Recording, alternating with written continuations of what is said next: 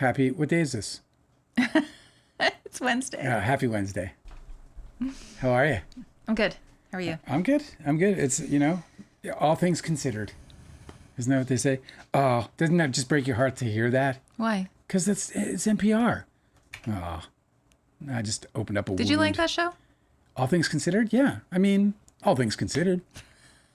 I liked it fine, It was the kind of thing that I would like throw on. I used to, even here, I'd throw in NPR and listen to some of the Chin Wagon. They also had some great music programming if you could catch the right times and get with the groove. But what was that called? The American Life, or what was it called? This American Life. This American Life was fucking a gas back in the day. I used to watch or listen to, I used to listen to it like crazy. Erica, Guilty Angel, Delicate. They're all here. Somebody else lurks, I think. Good to see you guys. So good to see you. I had fun last night, man. Oh yeah, I know, me too. It was it was like one of those nights where I just like, man, I just got off of here and I was just totally energized. And then you said that the chat was badass after. I know. I had to like screenshot everybody's comments because they were so fun and we were just going to miss them, And so I've compiled a series, but I didn't know how it was going to go. I'm so glad that everybody. I'm going to step out real quick. Is our dog tripping? She's just tripping. I don't know why. All right. She's like stressed out. Hey, listen, man. I'll be right back. You do your thing. 2 seconds. Angela is moving out because. Do you want to read the chat or no? No. I got it. I got a chat here. Angela is got to take care of the dog. The dog, you see, is in like a pickle. We'll call it a pickle.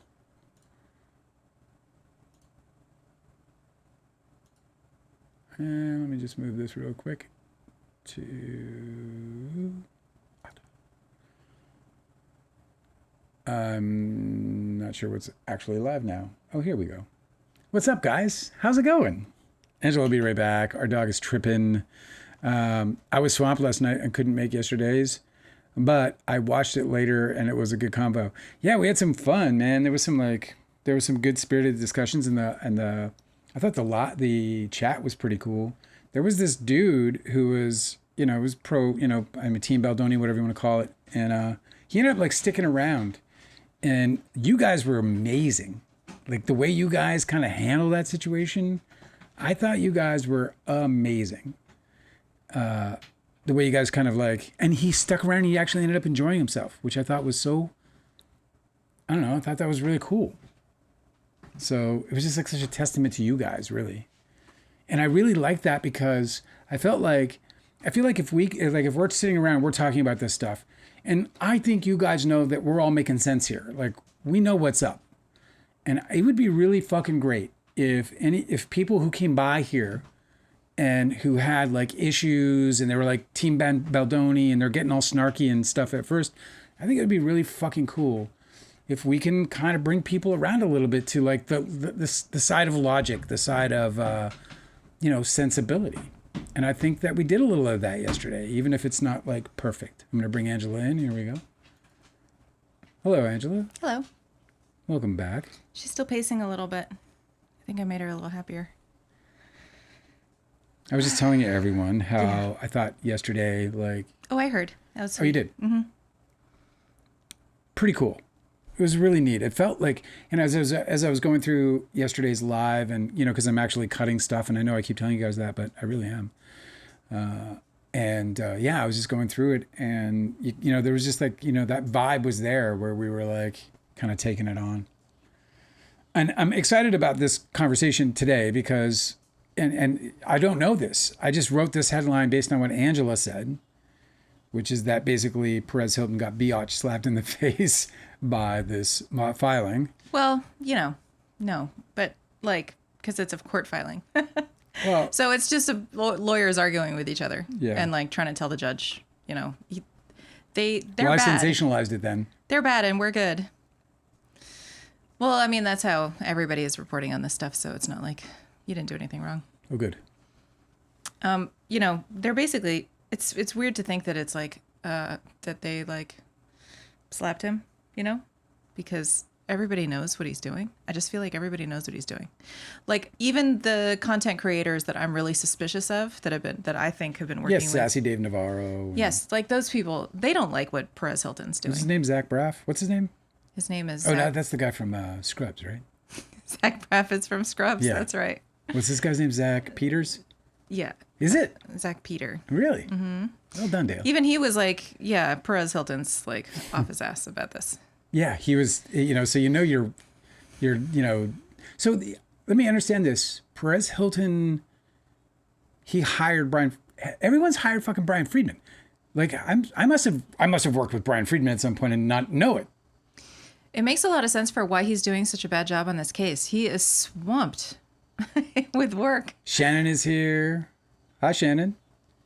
The Demon Child is here. Ricardo's back. What's up, Ricardo? Good to see you. Yeah, this is great. We got some good folks hanging out. Sorry, Angela. Oh, no, that's okay. It's early in the show. People are like, I call it a show. It's early in the conversation. It's whatever's in your heart. It's a conversation, isn't it? It's just If that it's there's a little cameras and show lights. happening in your heart, then it's a show. It's not a show, La da da da da da da da da da da da. Little song and dance. Da, da, da, da, da. No, it might be copyright. We have to watch what we do. We get a copyright strike. Yeah, that's true. Being all funny, Mm-hmm. Falling off the mountain. That's funny? That's funny to you? Being funny. Too soon, Dale. You're being funny, and why did that happen? Yes. Who fell off a mountain? I even put a bunch of like videos in the folder because I was planning on covering it. Really? A Brazilian tourist fell into a volcano in Indonesia. Oh my God! Joe versus the volcano really happened? It wasn't quite like that. I mean, no. he wasn't sacrificed. What? No, seriously. So somebody fell into a volcano? Yeah, well, it wasn't like it's an active volcano, but it's like massive. Like I didn't really realize how. So we're talking about this now? Just for a second. Okay. The story is this Brazilian tourist went on a hike, and then she was on a guided hike up this trail that's like, a big tourist, like it's like a once in a lifetime achievement type thing. It is that high of a mountain. Right. And the mountain is the side of a volcano, so it's all shale rock, the whole thing. Yeah. And the Indonesian authorities have not built any guardrails or anything. So It's just like risk your life, go up. Tourists pay guides to take them up this like massive, like a lot of people will film themselves coming back down the mountain and they're like slipping and sliding. It's like hunting water weird. buffalo. It's like water buffalo? Hunting water buffalo. It's like a bad idea. Oh yeah, totally bad idea. Yeah. Anyway, so she lost her breath or something happened where she wanted to take a seat, and the guides and the tour like group, they left her there at the top. And she's like, I'll catch up, whatever.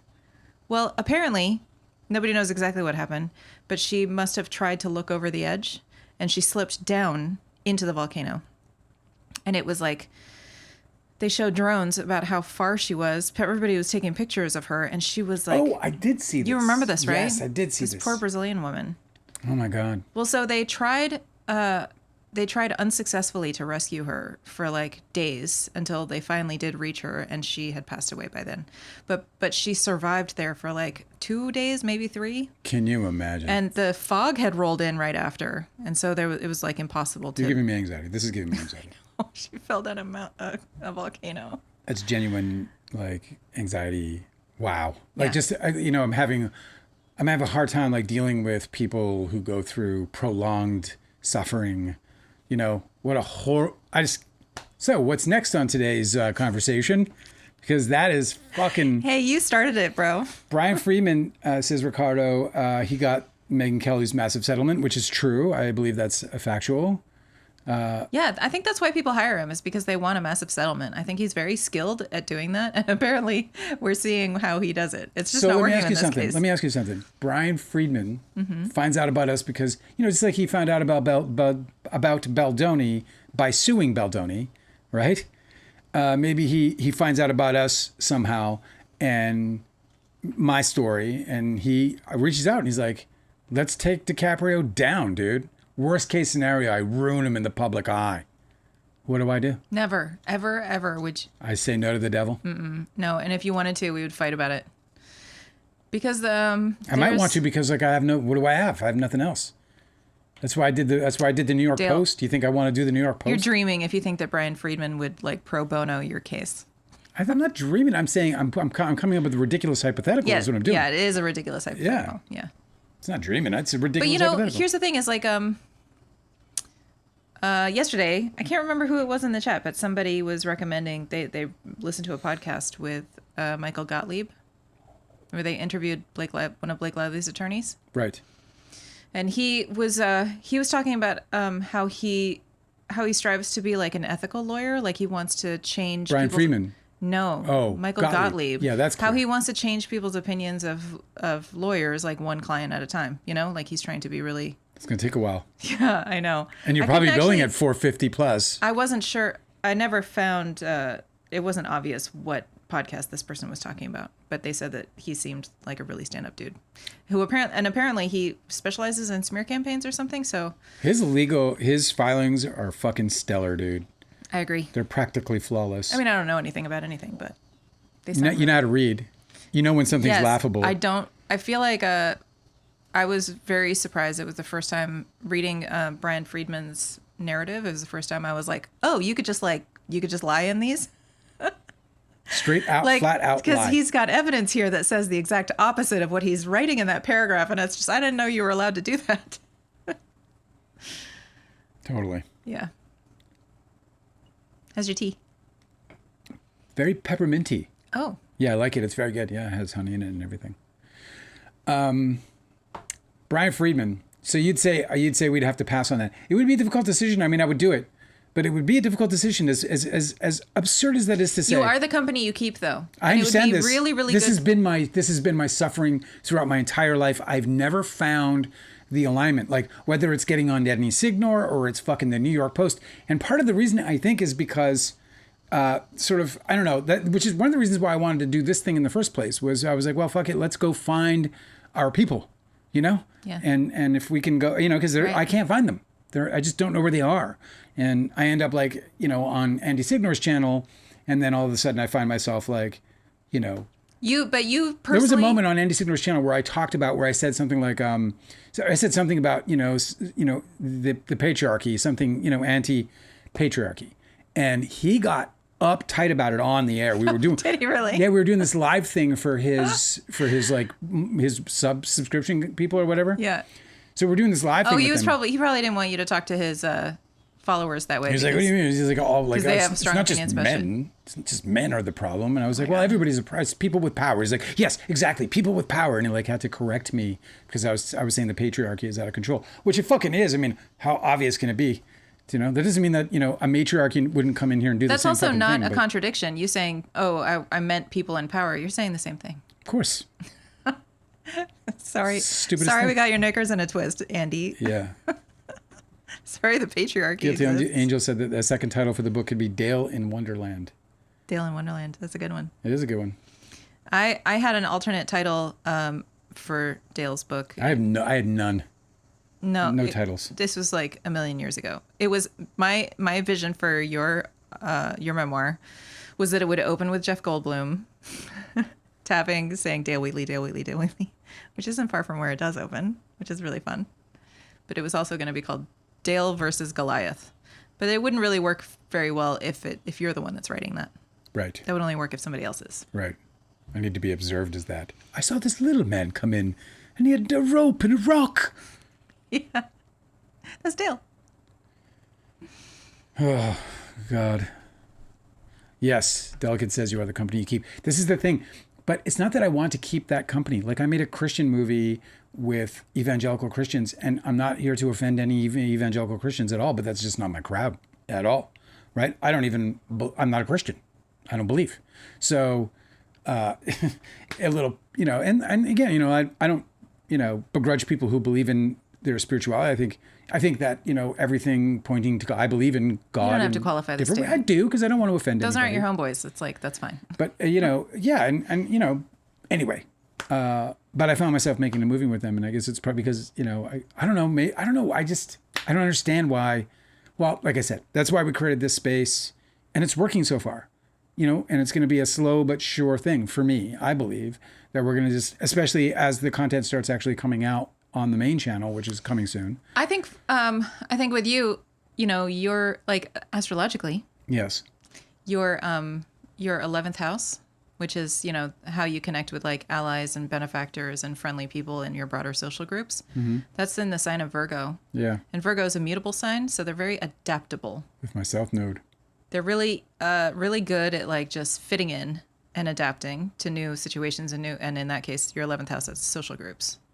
So I think that's why you've been had an easy time connecting with people who you normally wouldn't, associate with, and you can do great work with them because the Virgo 11th house means that you're an eager helper. Yeah. And that you're also really adaptable to other people. And so that's how that comes through in your life. How about that? I saw a funny little headline, funny to me because it was, I forget, I don't know who the fuck wrote it, but it was Swifties are turning on Taylor Swift. I just laughed. Swifties are turning on Taylor Swift? It's just absolute garbage. I guess they're not Swifties then. Impossible. I mean, there are going to be people who do like fans turn on you. What happens. I know. Apparently, there was a bunch of people. But like you said, they probably weren't Swifties. Do you know what I'm saying? Like, right. At that point, you're just like I don't consider myself a Swiftie. Do you know what I mean? I'm not sure. And that's not, to insult them at all. It's what would make you a Swiftie? Respect them. Or not? I don't know. I know that I love her music and I love her writing. I think Delicate described it before that like Swifties know all the lore. Yeah, I don't know any of the lore. Yes, but if you found out the lore, you would remember the lore, and then you would know the lore. Yeah, I just don't know if I will go that far, just because, it's like baseball. Like, I follow. It's just like baseball. Well, I follow. Well, it is this way. I follow baseball. Yeah. When I was a kid, I used to know all the names of every player on every team. Now I just follow my team, and then when we get to the playoffs, I'm like, who the fuck is this guy? It's like dinosaurs. And he's like a legend. It's like dinosaurs. It's like dinosaurs. I used to know all the names of the dinosaurs. I used to know so many. I never really had it figured out how they were like in different eras, like a lot of the dinosaurs you think are all like together on the same collage in your coloring book, or like they're actually like 3 million years apart from each other. Or but more. I knew them all, and I don't anymore. Really? Because I just don't engage with dinosaur content anymore. Do you want to go back to it? I do. I'll buy you for Christmas. Dinosaurs I'll get you. are so delightful. I was like, I don't believe in. I'm like, I don't believe in Jesus Christ, and I'm like, and for Christmas, I'm going to get you dinosaurs, which is hilarious. Christmas is a pagan holiday. It wasn't called Christmas. The pagan holiday is something different. Winter solstice, we could say. Right, exactly. Yeah. And it has more days in it anyway, so it's better. The solstice celebration. What's that called? I forget. Yule. So, Yule, yes. Yule, yeah. 12 days, I guess? Yeah, I think it is something, the 12 days of Yule. The more you describe Yule, the closer you get to describing Christmas. Correct. It's very true. It's the same shit. So did you say there was a 35-page filing? Yes. Is it all about Perez Hilton, the whole thing? It is, but, all of these motions to quash are summaries of the case. And they do an excellent job of summarizing the case, which is, always kind of refreshing because... I love it. One question I have for you then, though, is like, so these are motions to quash by Perez, and so they're filing oppositions? No, the context is that Lively is trying to subpoena Perez Hilton. Yes. For communications with the defendants. Particularly Brian Friedman, but others as well, I'm sure, yes. Yeah, Brian Friedman, Melissa Nathan, the Jennifer Abel, right. Jed Wallace. That shouldn't be fucking privileged. No. Perez Hilton is saying that they don't have jurisdiction, that his jurisdiction is in Nevada and not New York. Yeah, I remember because he got snarky with the fucking judge, and the judge was like, hey, snarky pants. That's not how this actually fucking works. So I don't think he said snarky pants, though. He might have. He was saying all kinds of shit. Yeah. And so this is trying to, this filing today or yesterday, this is trying to move his case and all of this discussion and debate back to New York. Right. Because they're saying that while he lives in Nevada, his like business address is in California. They're like, New York is fine. Yeah. It doesn't have to be Nevada. Also, he's been like answering summonses and stuff like that in New York. So they're like, he's already engaged with New York. Anyway, what I could do is I could read you the introduction, which is very short. That is... just read it right now. Like a page and a half. Today we have for you Angela reading the introduction. Okay. So this is, let me just scroll to the top. I haven't heard any of this, so I want to fucking know all about it. This is in the U.S. District Court of District of Nevada. Perez Hilton is being referred to as Mr. Hilton in this, but his name is Mario Lavandera Jr. I love the last name, Lavandera. Lavandera. Love it. When you go to Brazil, Yeah. and you see the laundromats, Yes. that's what they say on them. Lavandera. Yeah. So Perez Hilton is a laundromat? No, it's the last name means washer. You know how there's a lot of last names that are like jobs? You know, like Smith? Yeah. Smith is like... Painter. Painter. Yeah. I guess that is a last name. Mm-hmm. Anyway, this is the opposition to third-party Perez Hilton's motion to quash and cross-motion to compel. Okay? Yes. Let me get the popcorn. BRB. Let me grab the popcorn. Okay. Introduction. Perez Hilton's a social media personality who has described himself as the original influencer since August 2024, specifically August 2024. Mr. Hilton has created more than 500 pieces of video content and about the same number of posts of sensational headlines, almost entirely disparaging, about actress and entrepreneur Blake Lively for reporting sexual harassment on the set of the film It Ends With Us. Ms. Lively initiated the underlying litigation in connection with the sexual harassment she and others experienced on the set of the film and a subsequent smear campaign launched against her in retaliation for speaking out. 500 pieces. Yeah. I mean, they're just feeding off of this. It's I know just sick. It really is. It's sick. The underlying litigation alleges that the Wayfarer defendants began to perpetuate the retaliatory campaign in mid-August 2024 and have continued to do so through the present by, for example, encouraging third-party online content creators, including but not limited to Mr. Hilton, to spread disparaging and false narratives about Ms. Lively, including that she is a liar and a bully who invented her claims in order to achieve power and control over the film. Mr. Hilton began parroting these talking points in August 2024 and continues to do so to this day, publicly declaring that Ms. Lively's allegations of retaliation are non-existent, that she is a bully who lies and is trying to silence Justin Baldoni. Those are quotes. Mr. Hilton's videos are punctuated by name-calling Ms. Lively, coining mocking terms for her, including Blackface Blake, Lying Lively, Ku Klux Khaleesi, and Litigious Lively. What a sweetheart, huh? Yeah, Perez Hilton, man. He's a real present under the He's a tree, real that gem. guy. Yeah. Defendant TAG, the agency group, the publicists, I guess they say, a public relations firm that specializes in crisis communications, has admitted in sworn interrogatory responses that Mr. Hilton is one of the content creators who seeded, generated, created, or influenced social media content or provided related digital or social media services directly or indirectly at the request of or on behalf of any Wayfarer party or their agents or affiliates. That's so fucked up in the worst way. And this is why I had that shouting match on the telephone with Andy Signor. This is exactly why I had it. Because that is willfully participating in the destruction of somebody's life. It's not you being some kind of entertainer, right? Or journalist, however you want to fucking view yourself. Yeah, right. But it's not you being an online personality opining on things and even having controversial opinions. It's you accepting money or some kind of reward in exchange for the destruction, for the guaranteed, right, disparagement and smearing of a person's name. Also, the thing that And Jed probably Wallace... specific to their messaging, because we know that that's what Andy Signor was doing. We know it. Yeah.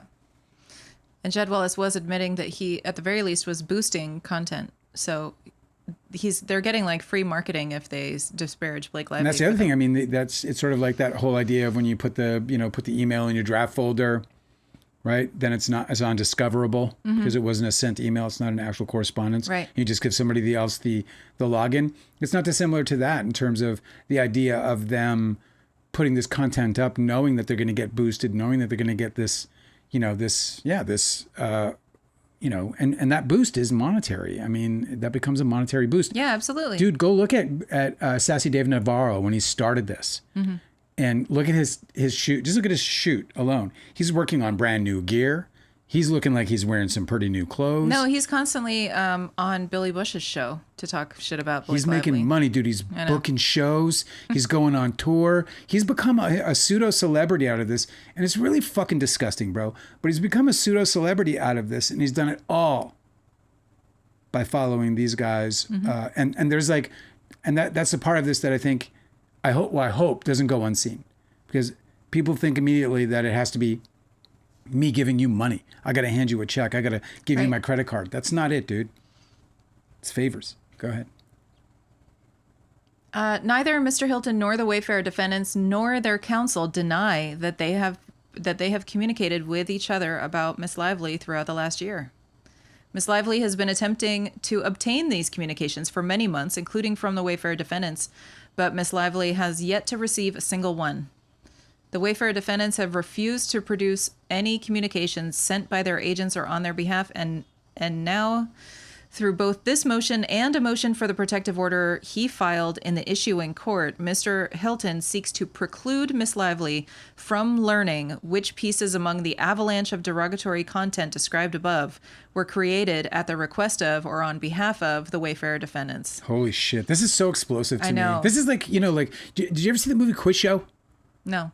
It's a Robert Redford directed movie, and it was this big scandal because they had this quiz show, and then there was this big prize at the end of it, but they were feeding the fucking answers. Yeah. They were doing it for ratings. Yeah. Right? So it was a fucking big, giant fucking scandal. This has that vibe. That's it one has of my quiz favorite show genres. vibe to it. I love it so much where it's like big scandal in like a really inconsequential way.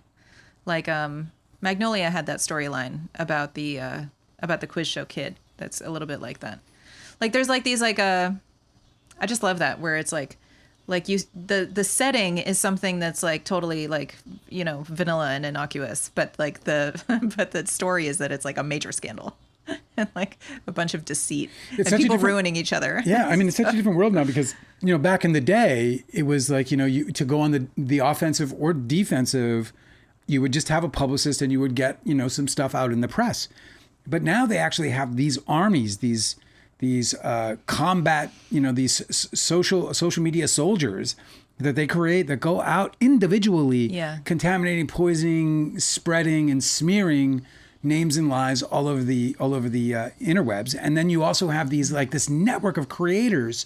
It's just such a complex thing. Before it used to be like, National Enquirer versus the New York Post, and if you got one in your bag as somebody who's going to use that, or the publicist to use that as a means to defend or disparage, that was all you had. That was it. It was that, and you had to go to the fucking printer and make a bunch of flyers and send them out door to door. But now, dude, it's just a different game, and you get these fucking people like Perez Hilton and all these others, and they feed off of it like fiends. It's wild. Fascinating shit. Do you want me to finish this? Yeah, I do, of course. Let me just reread this last one. Okay, Mr. Hilton seeks to preclude Miss Lively from learning which pieces among the avalanche of derogatory content described above were created at the request of or on behalf of the Wayfair defendants. With document discovery already closed, Miss Lively finds herself in a circular shell game designed to keep the retaliation scheme, in their words, untraceable. The court need not consider the merits of the motion and could and should instead transfer this matter for purpose of judicial economy and federal comity to the issuing court, which is poised to rule on Mr. Hilton's request for relief in connection with the subpoena. If the court chooses to consider the motion's merits, it should reject them as baseless. Not only should the court deny the motion, it should compel Mr. Hilton to produce all materials responsive to the subpoena within 7 days of this order. And that is just page 9 of 32. Hang on one second. That's very fascinating. Ricardo says, as I understand it, Blake Lively and Ryan Reynolds did get married on a real plantation and danced on the graves of dead slaves, which I feel is very wrong and nasty. I have one question for you. What does that have to do with this case? What does that have to do with this fucking case? That's what I want to know. Like, I don't disagree with you that it's a bad move. They agree with you. But what has it got to do? What's it got to do with this fucking case? It's got nothing to do with this case. It's just such bullshit. You know what you're not talking about? Justin Baldoni getting sued by a guy who was dying from cystic fibrosis. Is that correct? Mm-hmm. And accuses Justin Baldoni. Oh, by the way, that guy's attorney was Brian fucking Friedman. And he accused Justin Baldoni of stealing his property, his intellectual property, his screenplay, which was called, can't remember now. Shit, it wasn't 5 Feet Apart. It was like Pardon me? No, it's 3 feet distance. 3 and feet the film distance. was called 5 Feet Apart. The 5 feet apart was the Baldoni. I know. Yeah, the Baldoni. That also version. doesn't have a lot to do with this case, other than just saying that whenever bullshit it doesn't. No, listen. When they're saying that Blake Lively is difficult to work with, all you have to do is point to the several fucking lawsuits that Justin Baldoni has filed against him. You just said that Perez Hilton calls her, and by the way, so do all these other fucking people, call her litigious Lively or whatever. Oh yeah, I know. It's always It projection. has something to do with this fucking case. Your history has something. Your legal history, when you have this kind of a litigious background, because that's not only the only case. The other case is This is what I thought you were going to bring up. gentleman. That's the one that does have a lot to do with this. Yeah. The gentleman who sued him for discrimination and retaliation. They both have fucking something to do with it, if you ask me. Okay, you're getting all fired up. I am fired up because I know, it's just so absurd because you want to because the idea of convicting her on some or making her wrong in this situation because she got married at a plantation is so fucking out of left field. It's so outrageous Yeah, but can I say that it something? absolutely enrages me because it doesn't have a basis in reality. The reality is that she's complaining about sexual harassment by Justin Baldoni and retaliation by Justin Baldoni, and that has nothing to do with where she got married. It has nothing to do with how she dressed up in high school. It has nothing to do with any of that shit. And that you bring that to the table makes you weak and makes your side of the story weak. I also think that it's interesting, like Ricardo is bringing up like racism allegations, and Justin Baldoni himself was sued for racial discrimination. Like you don't want to talk about that. You don't So want it's to talk like about. I don't know who you're trying to defend here. There was like a Danced on the grave of slaves. And the reason I'm upset is because to say it that way is so fucking filthy. Like it's just nasty. Yeah, but here's because you think that you really believe that Blake Lively and Ryan Reynolds were like, let's go dance on the graves of slaves while we celebrate our love. They fucking went to a plantation because they thought it was beautiful and they thought it would make really nice pictures, and they just didn't think about it. It's the same place that they filmed The Notebook. It's the same place that they filmed the fucking Notebook, which Like, every white woman in America drooled over. Which, by the way, I don't fault them for. It's a location. Listen, it's a bad location to get married, and it's a bad location, and they knew that, and they apologized for it. But to phrase it in such a way is exactly the poison that we need to get rid of in this world. Like, I believe this is what needs to end around here, is people who want to bring that to the table. You can say, hey, you know what? I don't trust somebody who, rents a plantation for their marriage. But to sit on here and tell people that she danced on the grave of slaves, it actually makes you sound like a fucking racist. I mean, to be sure, we're all dancing on the graves of slaves. Exactly. Every time, like, it's so fucking low. It's like, the lowest you can go. Let's be realistic about where we live and the fucking, to me, it's just as low as you can get. The fucking bloodshed that occurred. Saying that is lower than her going and actually getting married there, in my opinion. Because you're the one with that shit on your mind, not her. Forgive me, Dale. I'm like incapable of matching this energy tonight. Nothing to be forgiven about, actually. I'm just like, I just get very upset when people want to fucking, pull that kind of nasty shit out. Like, that's just filth. It has no place in this conversation. And, again, back to my original point about it is, it literally has nothing to do with the case. Nothing. Yeah, where she got married doesn't mean that she didn't get sexually harassed by Justin Baldoni in her workplace. No. Doesn't mean that she isn't being retaliated against by him. Doesn't mean that she's not telling the truth. Ricardo said, fair point. I stand corrected. I'm sorry to be so upset about it, but listen, man, like, where do we draw the line? Here's the thing about plantation weddings, dude. Like, it's only just recently that everybody's caught up to how horrific the concept is.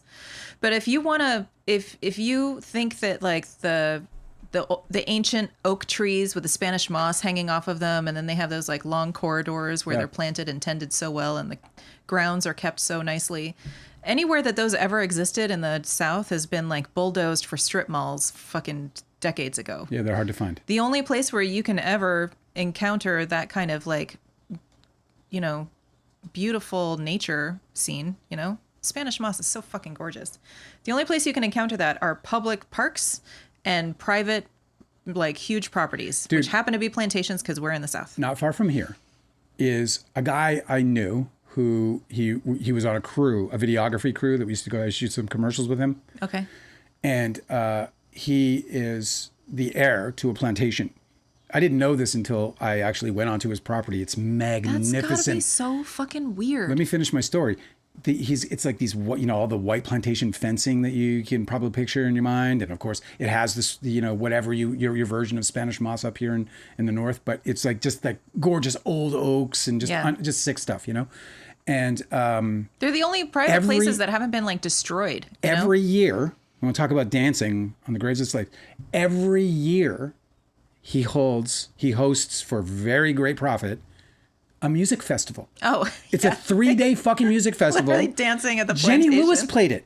I know. Do you think Jenny Lewis sat around and was like, what is this? Do you think when she showed up, thought she was going to be dancing on the graves of fucking slaves? No, this is the thing. Is like she fucking was. Every like well-maintained private property in the entire South is either a plantation or a fucking golf course.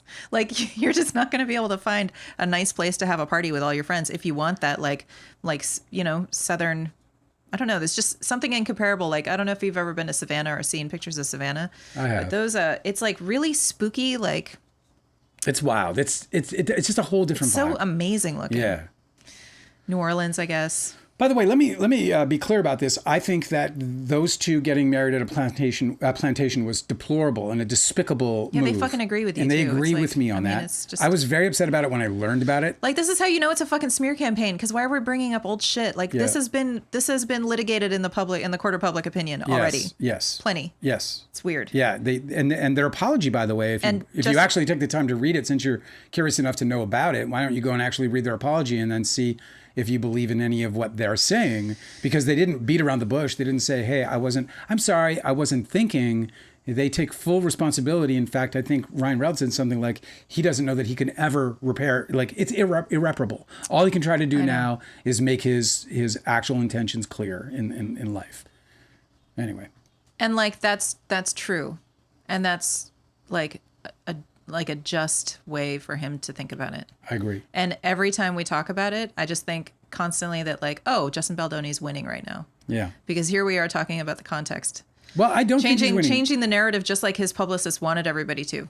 I don't think he's winning, because I think it's more important I do think it's important to discuss it as it comes up. I think it's important to confront it, because it is the idea that anyone thinks that they can switch the conversation to something that has no relevance whatsoever, and then at the same time completely, avoid the conversation about Justin Baldoni's actual litigious background, where he's been accused of horrendous things like discrimination and retaliation and the theft of IP from a dying man in order to make to rip it off and make that movie. And the reason why that is so relevant is because that lawsuit is an accusation of exploitation of relationships and the people around him for his own good.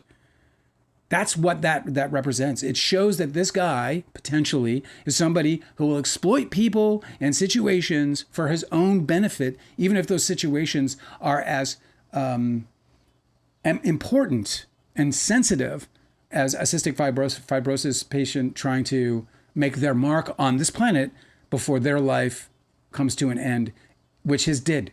Yeah. In his 30s. This guy died in his 30s. And all he wanted for was one opportunity to make this love story that he believes Justin Baldoni stole from him.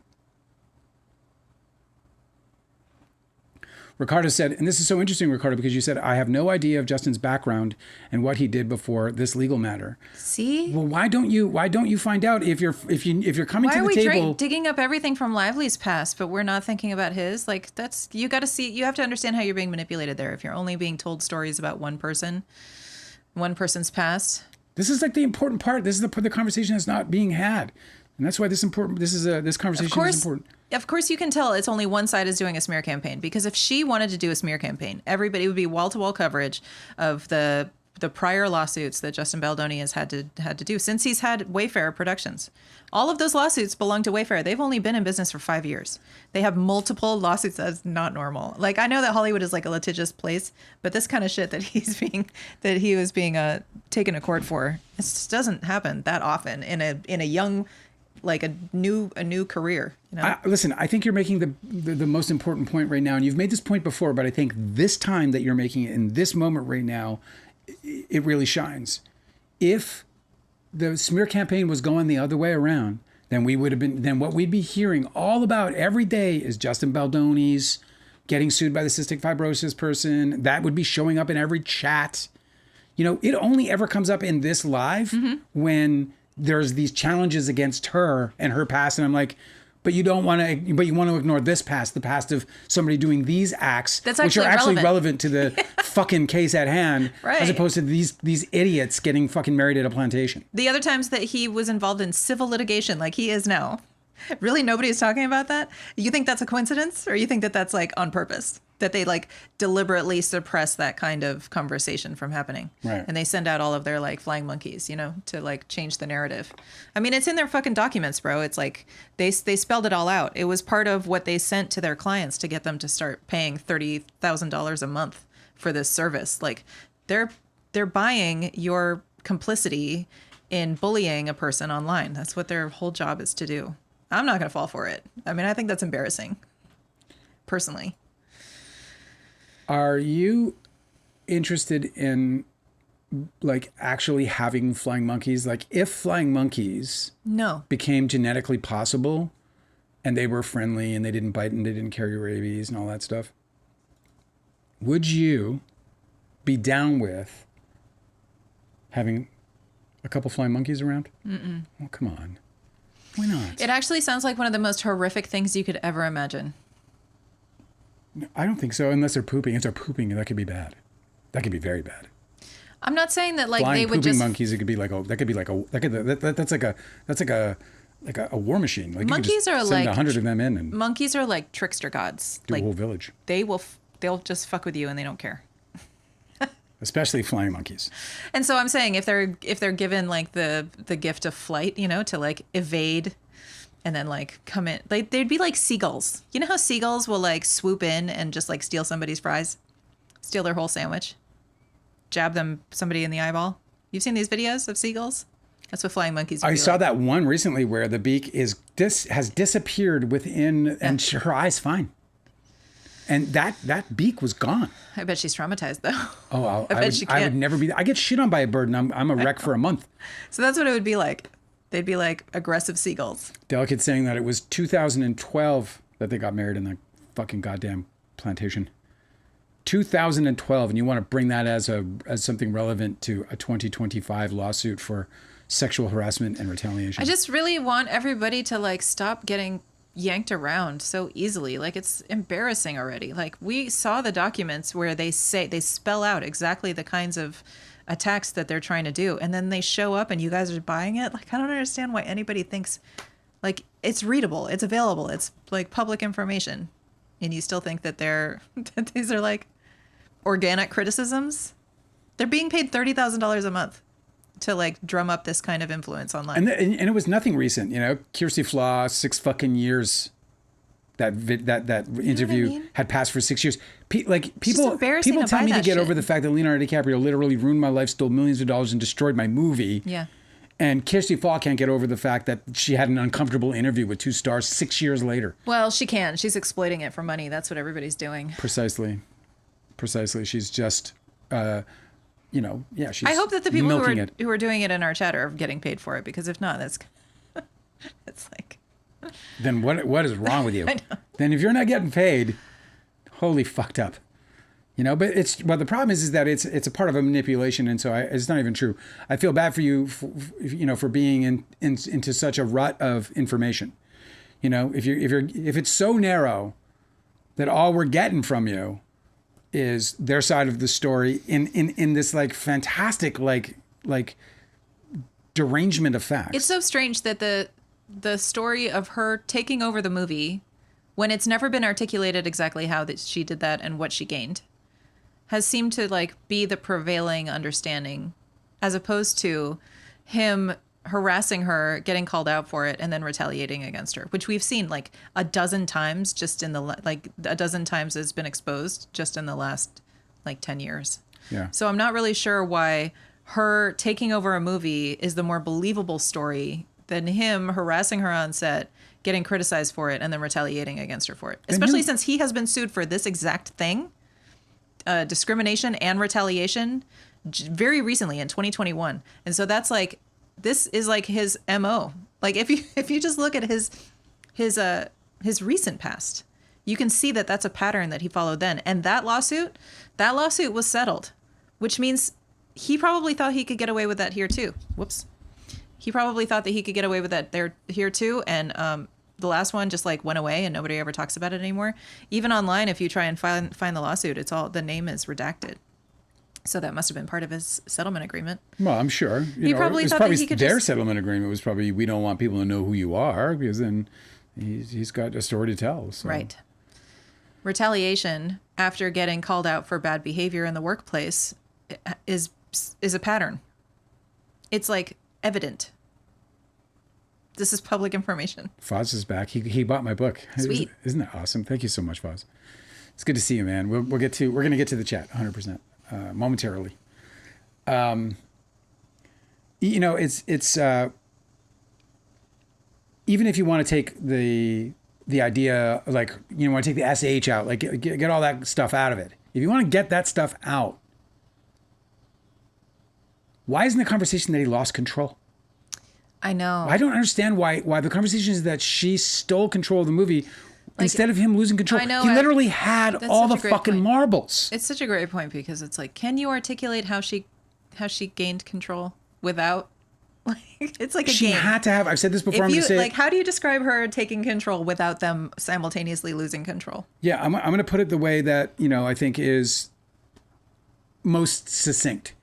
In order for Blake Lively to wrest control of any aspect of that film. And I mean, whether it's creative, whether it's, the entire production itself, the only way is if she had at least one co-conspirator. Yeah. That had to be only one of two parties. There were only two possible co-conspirators to achieve her goal. That would be Justin Baldoni and Wayfarer, or Sony. Those are the only two entities with which she could launch and successfully achieve some kind of takeover of this movie creatively or any other way. And so, since we know it can't possibly be Wayfarer, the only other possible co-conspirator has to be Sony, and he didn't sue him. He didn't even name them. He didn't even fucking name them. All their names are redacted. Like, he's just like doesn't want to conjure the spirit of Sony. He doesn't want to speak their names because he's worried, like, oh no, they're gonna come and tell everybody the truth. Sony didn't have any problem telling Blake Lively that she wasn't going to be a producer at the beginning of the movie. No, and they didn't have any problem sending her a ton of praise for helping, like, save their ass with the song in the trailer and the edit. If you have the ability to sit in an editing room and work with your editors and rope in amazing talent like Taylor Swift, and cut a trailer that sends a marketing team at a major studio into a frenzy of delight, you're a winner. Yep. You're a fucking winner. And to prove it, that trailer went on to get over 100 million views in the first 24 hours or some shit like that. And, sold 6,000 books in one day for Colleen Hoover. It's just like she knocked it out of the fucking park. But that contrast. Straight out of the park. All the way. How about them Phils? Huh? You were watching baseball today? Oh, man. The Phillies, bro. They're killing it. This is more from the filing today against Perez Hilton. Thank you for reading. And it's just like, this is all just a summary. Like, we haven't heard this stuff, but I really like how they summarize this. On August 7th, 2024, Abel and Nathan agreed that we really need to put the social combat plan into motion. That's a quote. And around that time, a Texas-based contractor named Jed Wallace and his crisis management company were hired to do just that.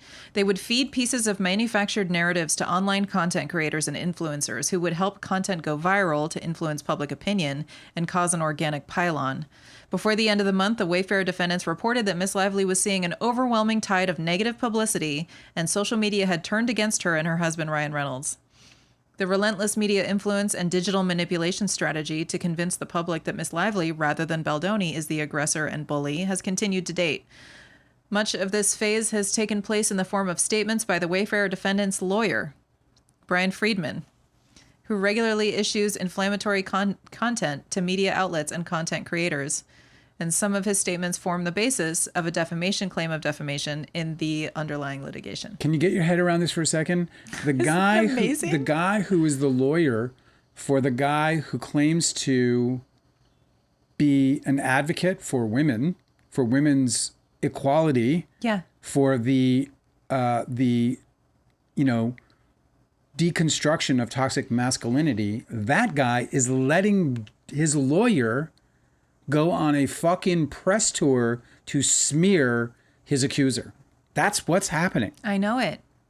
Why is he satisfied with that work? Get your head around it. Like in reality, like, he has lied about what he is. It's not like it's not obvious. This is obvious. There's only one, like you can't find a press tour from anybody on Lively's side.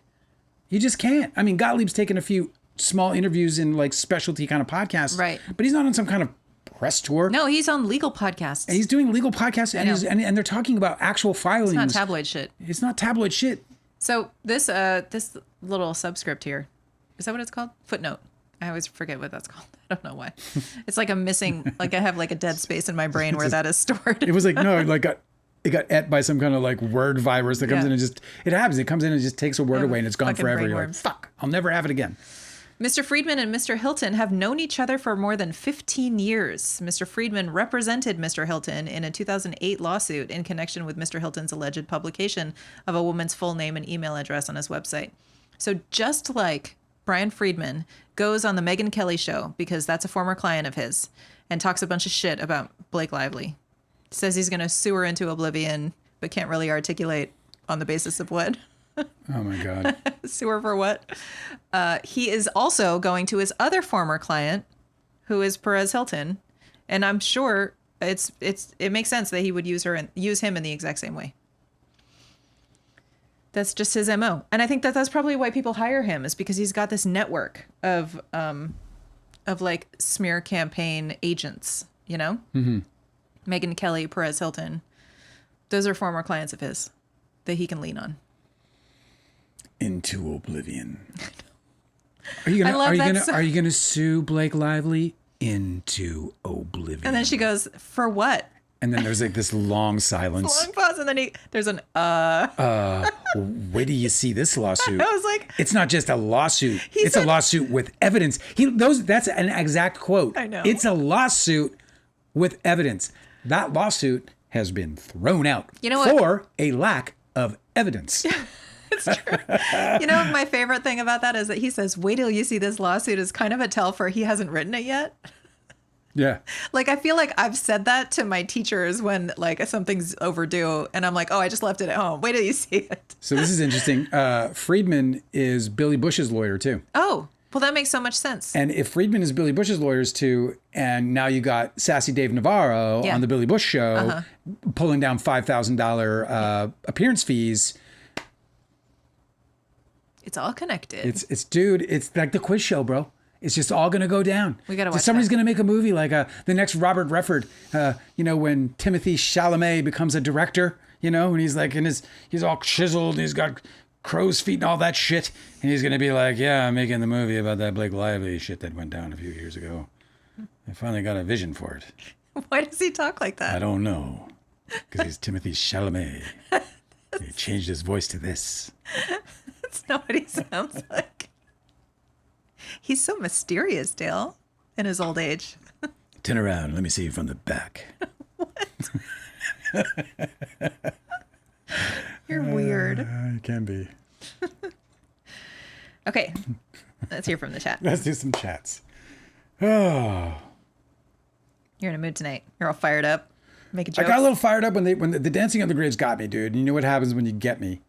You can't do that. There's got to be a fucking line that we are able to draw, as a society where decency comes into play here. Well, and also if your red line is racism, then you need to apply it broadly. Correct. Thank you. You can't just criticize the one side for doing something that accidentally racist that they admitted to and tried to redeem in Ryan Reynolds created a like an employment initiative because of it. He did. He created a whole bunch of things for not just people of color, but just every sort of minority represented in the film industry. So he's credited and he's working at it to this day. I don't think it'll be anything he ever gives up on, because in his own words, what he did was irredeemable in his own words. And so the only thing he can do is try to contribute in a way that is at least positive, even if for the rest of his life he knows he has to live with the fact that he thoughtlessly got married on a plantation. Justin Baldoni was sued for racial discrimination and retaliation after that person complained about their racial discrimination. He retaliated against them. Yes, he did. It's just monstrous. Also, in his memoir, he talks about how he had to contend with his own accidental racism too. He talks about how he went to a wedding party of a friend's wedding, and he had one black friend who was in the wedding party, and instead of throwing rice, they decided they wanted to throw cotton, and she was struggling with it, and he didn't understand at first, and she had to explain it to him, and he includes it in his memoir because it's about growth and learning what you're, about your. Those are hard lessons, those are hard lessons, but when you're reading it, you're like, how was this? How did you miss? How did you miss that? I had so many of them because the thing about racism and these they're institutions, I mean, you're born into it. You're not even indoctrinated into it. You're literally born into it, and at least many are. And I think we all are to an extent. If you're regardless of what side you're on, everybody's born into racism. You're either the racist or the victim of racism. Because we're a white ruled society. We are, and we're a white settled society, and we're a slavery society. And so we have this racist sort of foundation that we're trying to chip away at, right? But as a result of it, especially from our elders, we end up taking things on. There were so many things. I personally was disappointed when I read his memoir, and he was not showing me anything new or insightful about that journey. Yeah. I thought that was really a strange thing to mention, and the amount of growth that he did just. Baldoni. Yes. I was just like, why is this included? Are you just self-flagellating? It's gratuitous. So this is your story about how you combated, accidental racism. Right. That you didn't notice is a problem in society. This is, it's such a strange thing to admit because that's really very ignorant if you didn't recognize why that would be upsetting to somebody. Yeah. But also, it's a strange thing to admit because it doesn't really do much for as a story of personal growth. You know what I mean? Yeah. But I just know that by being born into these things, misogyny is another one. But by being born into these situations, we're I mean, when I was raised, I was raised in this whole idea of my dad would leave the house. Because he was a truck driver and he'd go on these long trips for weeks at a time. And before he'd leave, he'd call us into the living room, my brother and I, and he would tell us that we were going to be the men of the house now. And he, my mom's sitting right there. She's an actual bona fide adult. Do you know what I mean? Right. She could totally take care of us, you know what I'm saying? And I know. Really, she should be the man of the house in terms of authority. But that's, we get indoctrinated into this misogyny. And we actually now, as kids, think of this. I puffed right up. I was like, yeah, I'm the fucking man of the house around here. Total disadvantage to my mother, by the way. Ends up that we end up being shitheads and getting our asses kicked by our father when he gets back. And in part, probably because we thought we were the fucking men of the house. Do you know what I mean? But it's just a great example of how these things get, put into our heads, and then we have to later shed them if they're not about if we don't subscribe, right? Well, so here's the thing: is I don't understand at what point Baldoni learned these lessons, because at the time of his lawsuit, the plaintiff Shane Norman, he said that what he was being racially discriminated against, was social media posts, and then he got into an argument with one of his coworkers, one of the other producers, about his social media posts regarding racial justice. But before that, he said that when he was onboarded onto Wayfair, the company, he had a meeting with Steve Sarowitz, and he told him, "We need somebody who looks like you around here." Oh. Basically saying that their company was too white and that they were really they needed to diversify. What are you thinking? The racial it's a perfect composition example, of their staff. That's a perfect example of what I'm talking about, because that's the kind of thing where he probably doesn't, in his mind, he doesn't realize what he's saying. He's being a racist. I know it. Like he just doesn't like. That's what I'm saying about like how much. Like basically being like, you're the token that we've been looking for. Just unbelievable. It's unbelievable. So I just feel like all of that is so much more offensive than simply wanting to get married at the place where they filmed The Notebook. Of course. A very romantic movie that is like iconic for being having gorgeous settings. Like it's a bad mistake. That was a bad mistake too, but I just don't know how you quantify which is worse. So he was told that this guy was getting discriminated against racially, and Justin Baldoni had a meeting with him, and the guy's story is that he felt so much better as a result of the meeting. That the meeting that Justin Baldoni was like comforting him, basically later on he figured that he was pacifying him. I mean, think about that was his in retrospect, right? But think about Baldoni's call, his message. Yeah, that message, voice note? that voice message that he left for Blake Lively. Yeah, he was like really reassuring, just like comforting. You're a star. Your voice matters to me and to this film. Right. You're going to be a part of this collaboration. I didn't need to hear from those two. I already knew that's the relationship. So that's probably what it was like. All these assurances after assurance after assurance, and this is where the pattern got like ugly for me in that respect, because that's a straight manipulation. That's the kind of manipulation I used to notice this in, like when I was a little kid. I used to notice this in some of my peers that they would do with their parents. They would like have this ability to like just sweet talk their parents into anything and everything, and these parents would believe it. Do you know what I mean? Yeah. So they'd get away with shit like that. I could never even dream of getting away with, because I couldn't, because my dad would never. I know. Fall for the shit. I was like, you're trying to impress your friends, but you just look like a really good liar right now. Yeah, really. Like, that's not good. I mean, I was impressed. I was like, fuck. What did I get? Smart parents? Like, what happened to me? Yeah. You know what I mean? Well, the last thing I want to say about this is just that Justin Baldoni, who has this apparently has this understanding of racial dynamics in America and how it's like a constant challenge to confront them. Yeah. He heard this guy's complaint about it. Like, he sat with him and he heard the guy complaining about how he was being racially discriminated against. And Justin Baldoni assured him that things would change, and then they didn't, and he got retaliated against instead. So he doesn't even fucking believe that shit if he's not going to take care of somebody who he's like personally working with, somebody who's vouching for Justin Baldoni as a guy who's helpful to him. He's not even going to stick his neck out and like help him make it right, because obviously racial discrimination's not right. Yeah. You know what I mean? Of course. So it's like, I don't feel like this guy's like some champion of like racial justice in comparison to Blake Lively, who I don't know. I don't know anything about her story. Again, like none of this is contextually related. It's none of this is relevant to this case, except the fact that he was discriminated, that the dude was discriminated against and then retaliated against by Justin Baldoni.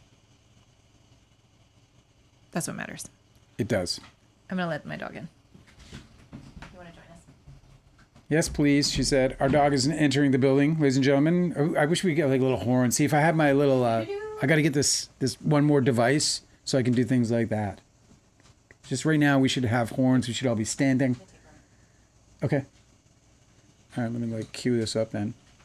All right, Angela's going to walk our dog again because our dog isn't feeling so well. So, it's just you and me, kid. I think this will get me in there. Let's go to chat. I'm going to go into chat while Angela goes and walks our dog. Let's see. Let me go back up here. Where are we? Let me see. Fair point. Let me see. Lee. Oh, Lee's husband's birthday today. Well, happy birthday to your husband. I hope you guys had a good time. Where'd you guys go? Did you guys get like food, or, what'd you do? That sounds like fun. Which film hasn't Ricardo seen? Am I saying it right? Is it Ricardo or Ricardo?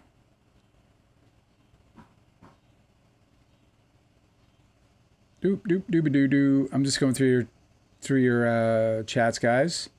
Guilty Angel. It's purity politics, and it holds progressives back. I'm sorry, guys. I'm not as good at chat as Angela is. Guilty Angel, I'm not pretending anymore. What Lively did to celebrate her wedding is another testament to her privilege. Well, I guess you could say that, Guilty Angel. I don't know if it's, privilege. I just don't know how that has anything to do with privilege. If you can afford to rent out a big building, then you get to afford I don't think there's privilege involved there, but It's interesting. You know, I don't know like where privilege comes into the conversation. Do you know what I mean? Like, I don't know how privilege has anything to do with.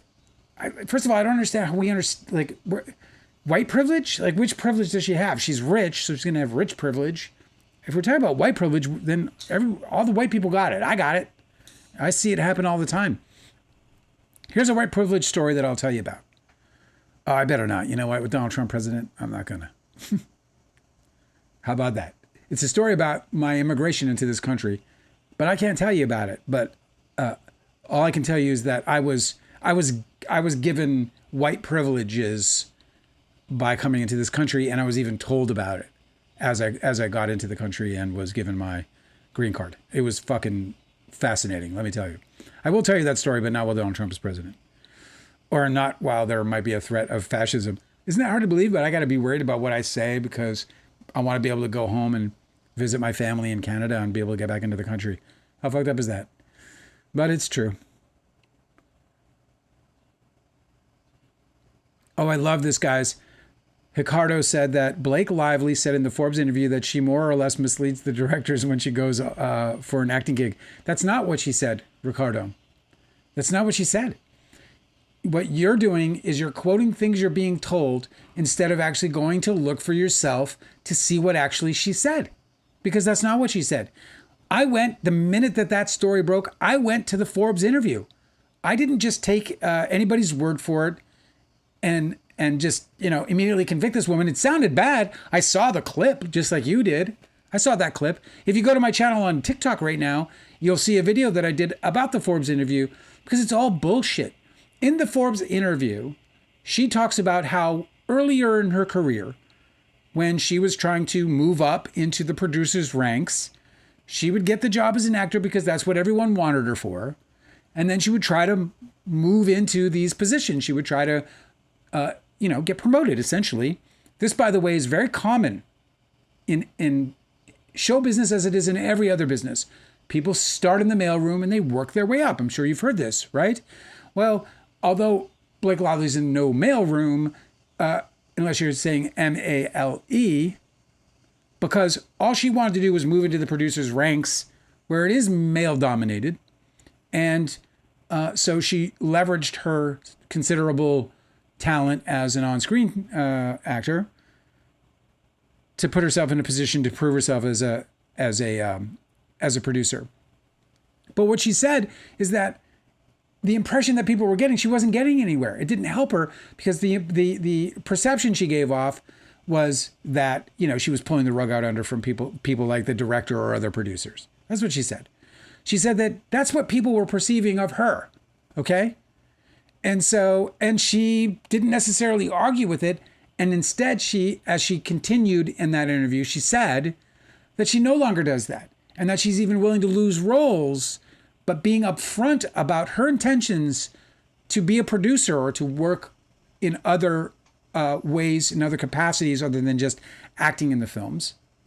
That by being upfront with that, it was better to be upfront about that and lose a job that where directors or other producers would be interested in having her involved in such a way than it would be for her to come on as a director and then do that, for her to come on as an actor and then do that sort of underhanded shit, as you like to put it.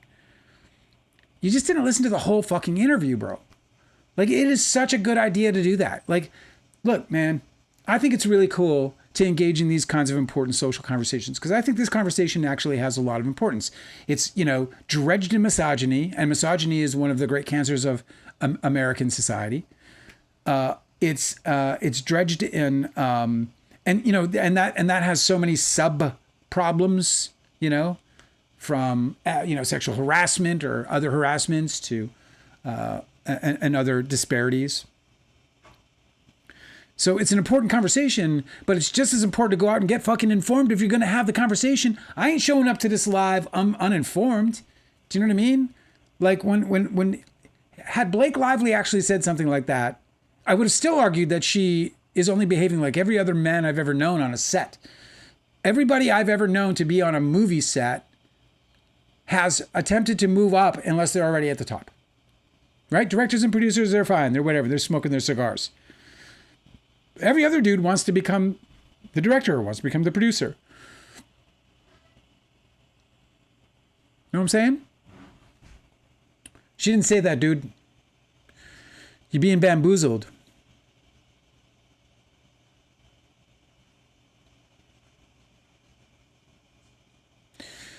Foz is asking, do we think that they went to the basement on purpose? Like you said, why didn't they go somewhere else? Yes, I do think that they decided that they would use that basement. The basement was a holding room, essentially. So it was where they were going to go until they had their whatever. But Justin Baldoni owned the movie.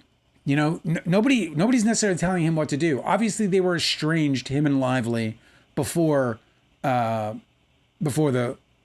premiere.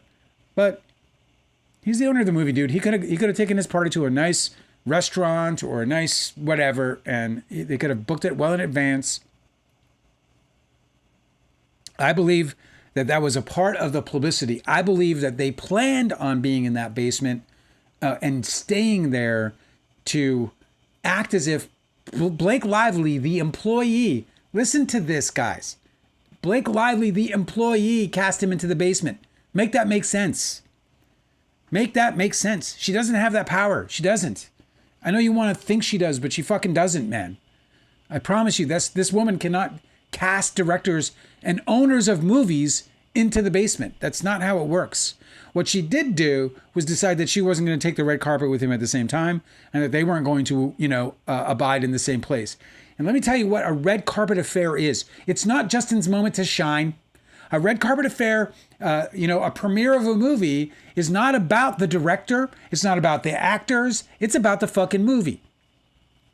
The whole thing is a publicity stunt. It is a marketing event. It is a big, long, giant commercial for an upcoming release. It can be fun. They get to get all dressed up and eat really fine dinings, and everybody thinks in pictures and flashes and all this. That's all well and good, but it has an actual marketing purpose. It's business.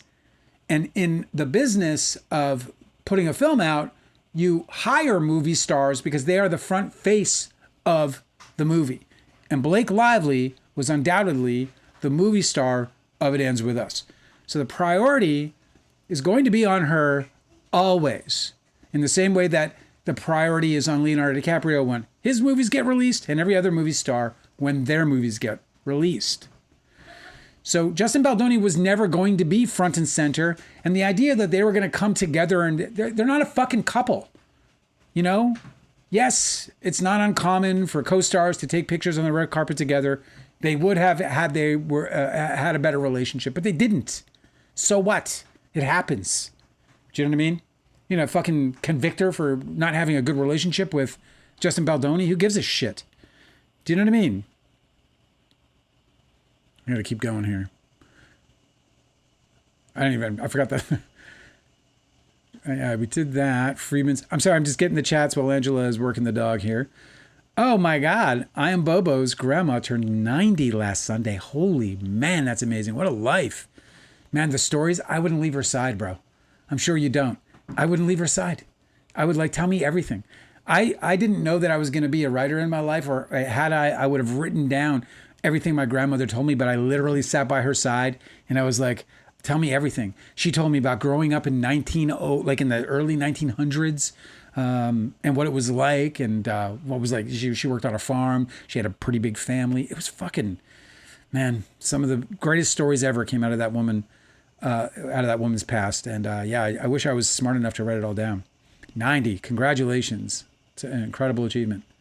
Man, I'm 55, bro, and I'm just like, I'm begging for 70. Especially nowadays, you know what I'm saying? Like, man, something's in the water. Oh, Lee's husband is Canadian. Well, tell him I said, what's up, Canadian? Yeah, that's cool, man. I love Canadians. I love being a Canadian. Canada's an interesting country.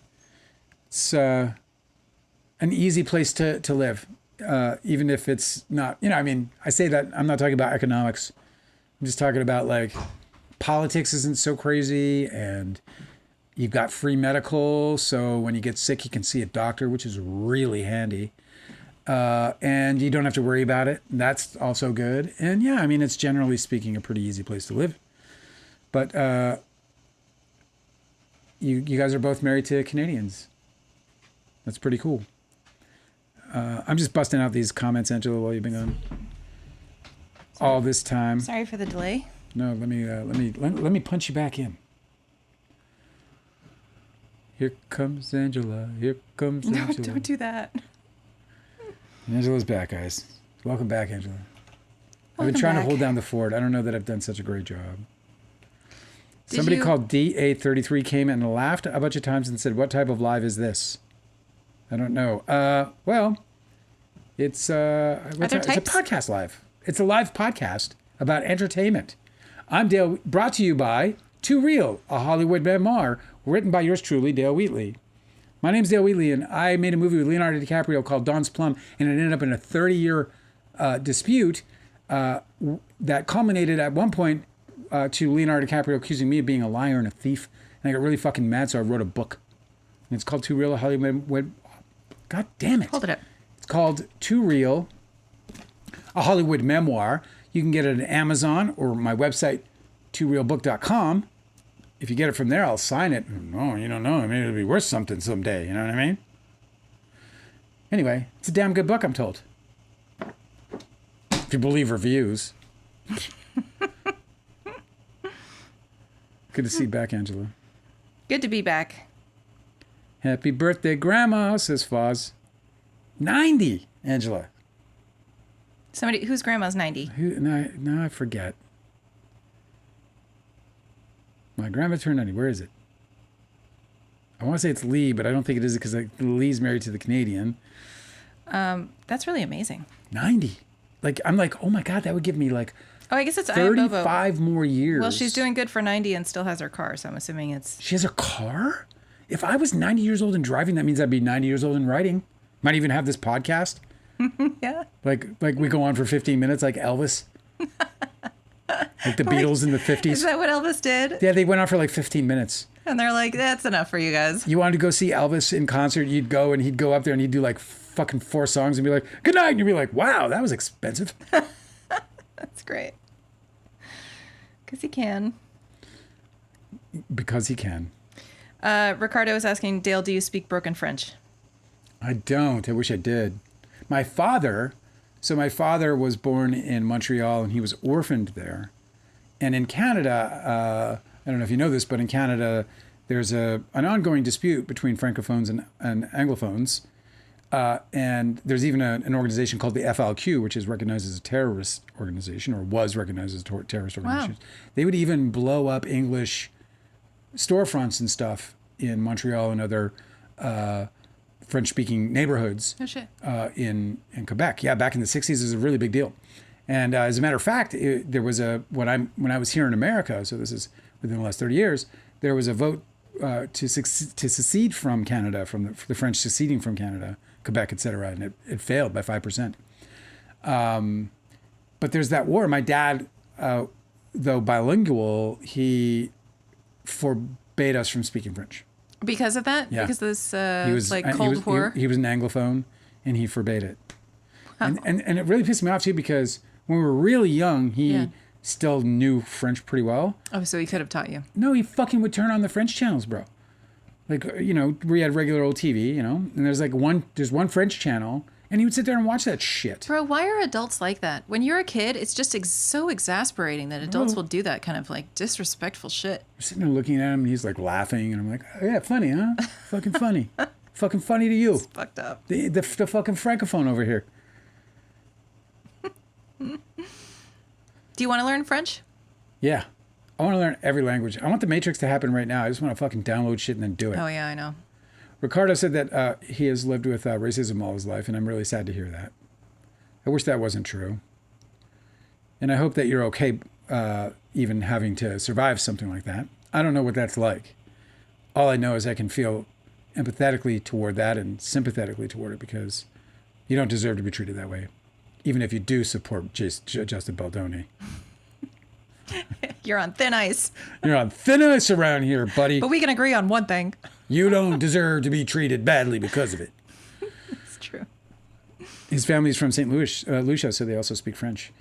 I want to go to St. Lucia. Why aren't you in St. Lucia? I know. If you're not in St. Lucia, You better be there. I'm going to give your head a shake, sir. Yeah, that's I bet they have a lot of people that like show up and never leave. Foz said, I miss Angela, although Dale is great.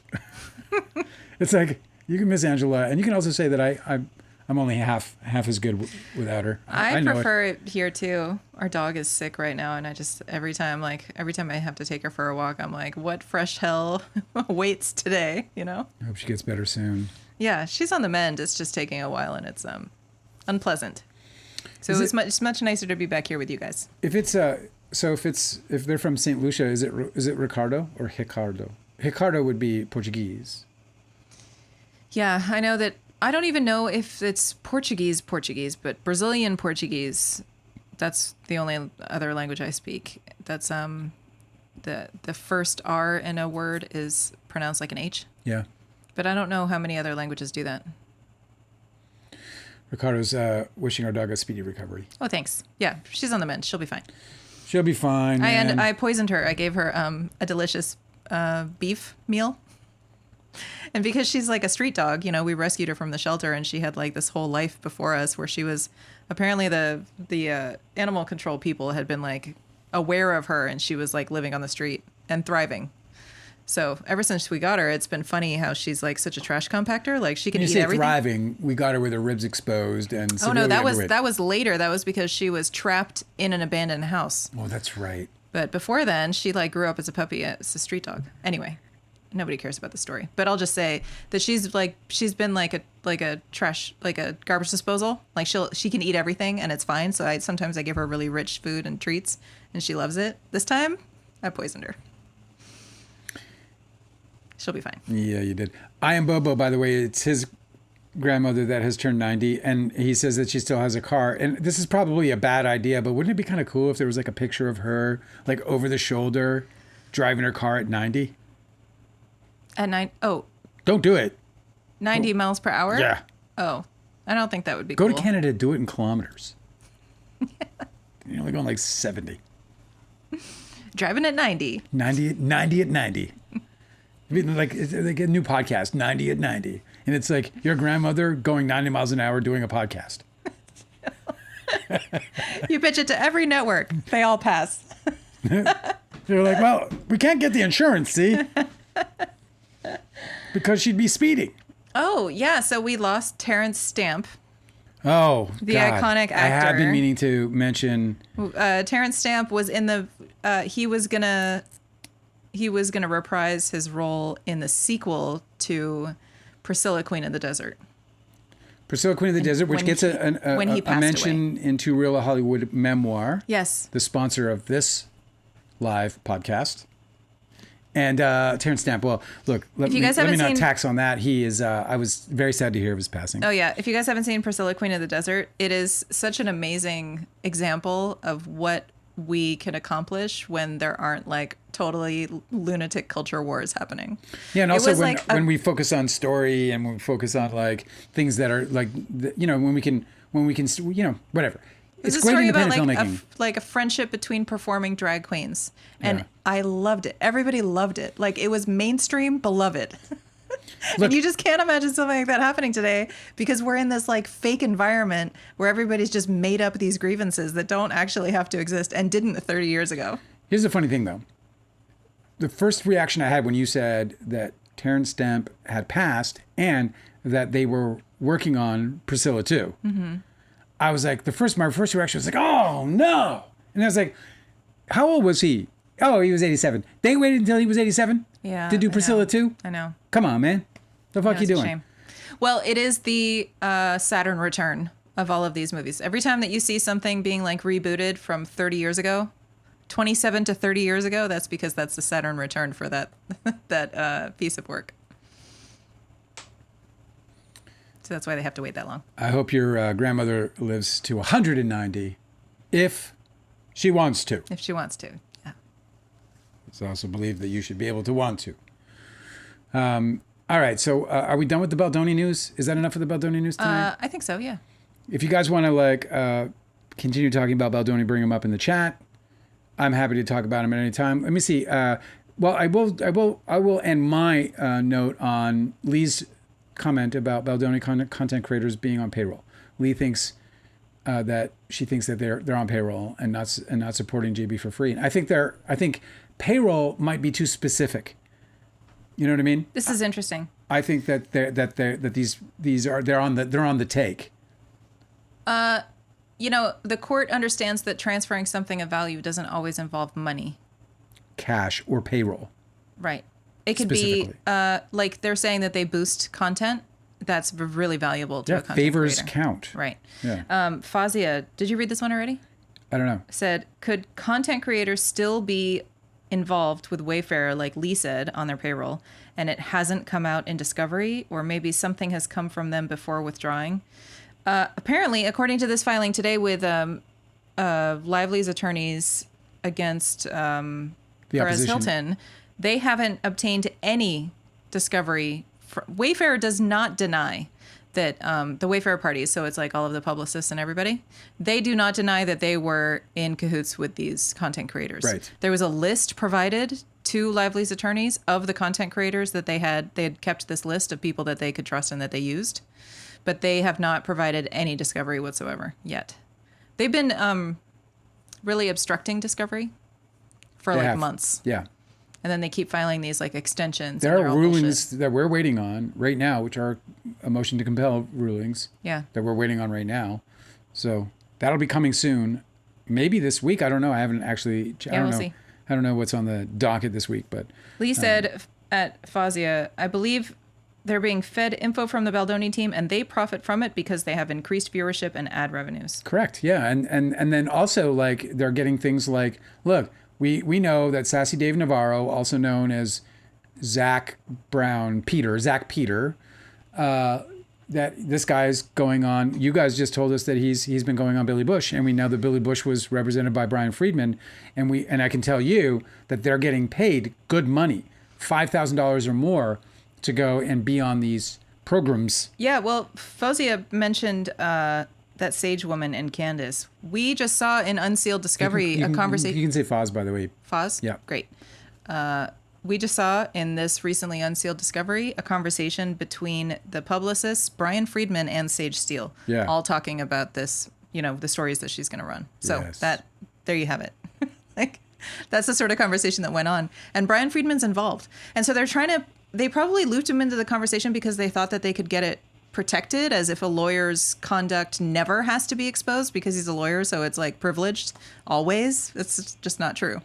So he wasn't representing Sage Steele in this conversation. There's no privilege there. Right. Absolutely not. D is asking, that's reasonable, though. Does that mean that everyone on this channel is on Blake's payroll? Well, the difference is that I'm not actually putting any of their messaging forward at all. Like the only thing I'm gleaning from is the stuff, the work I'm doing. Like we know that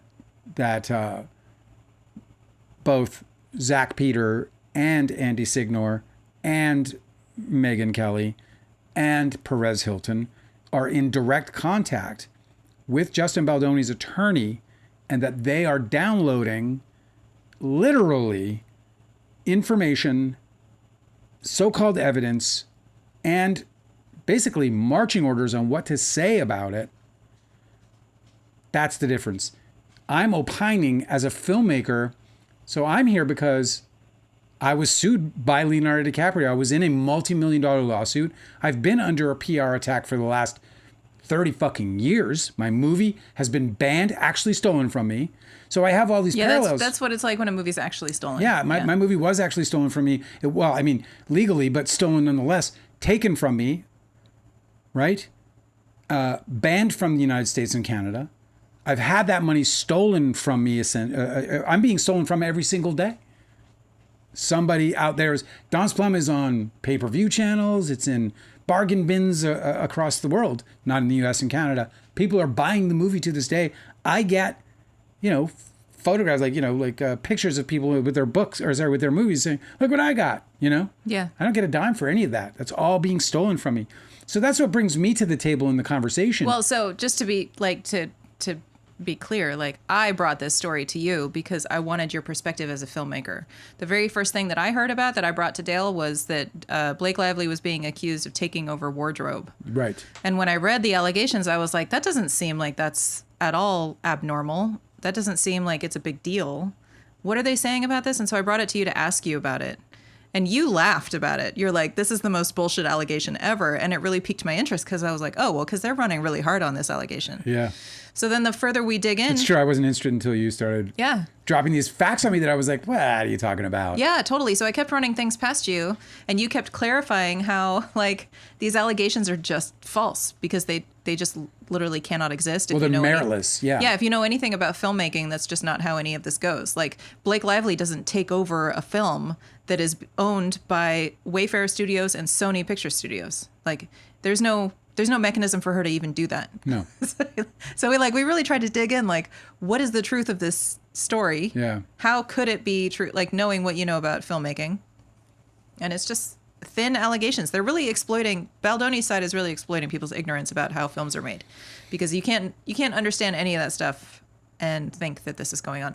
There's And look, Ryan Reynolds, by the way, he did things like follow certain people who were supportive, like Expatriarch and others, as a means to sure. I mean, wouldn't you boost their visibility? Yeah, like wouldn't you be interested in who's defending your wife and when you know the situation and that she's being wrongfully accused of stuff? Yeah, but they're not. I don't think they're paying anybody, and I don't think that people are getting like the big exchange that we see going down with. Like I'm telling you, like I couldn't believe because I did a comment on Zach Peter very early in this, like 6-7 months ago, and he was just like a scrappy guy. He had like 50,000 followers, nothing too major. I mean, it's still nice, but it's TikTok. It's not like I have 9,000 over there versus the 500 we have here, for example. You know what I mean? TikTok's a little more generous in that way.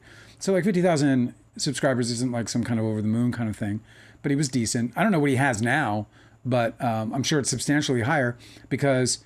That latest video you showed me, this dude's like sporting new clothes, got himself this like oh yeah, but who cares? New camera. Well, it just shows that he's profiting off of it.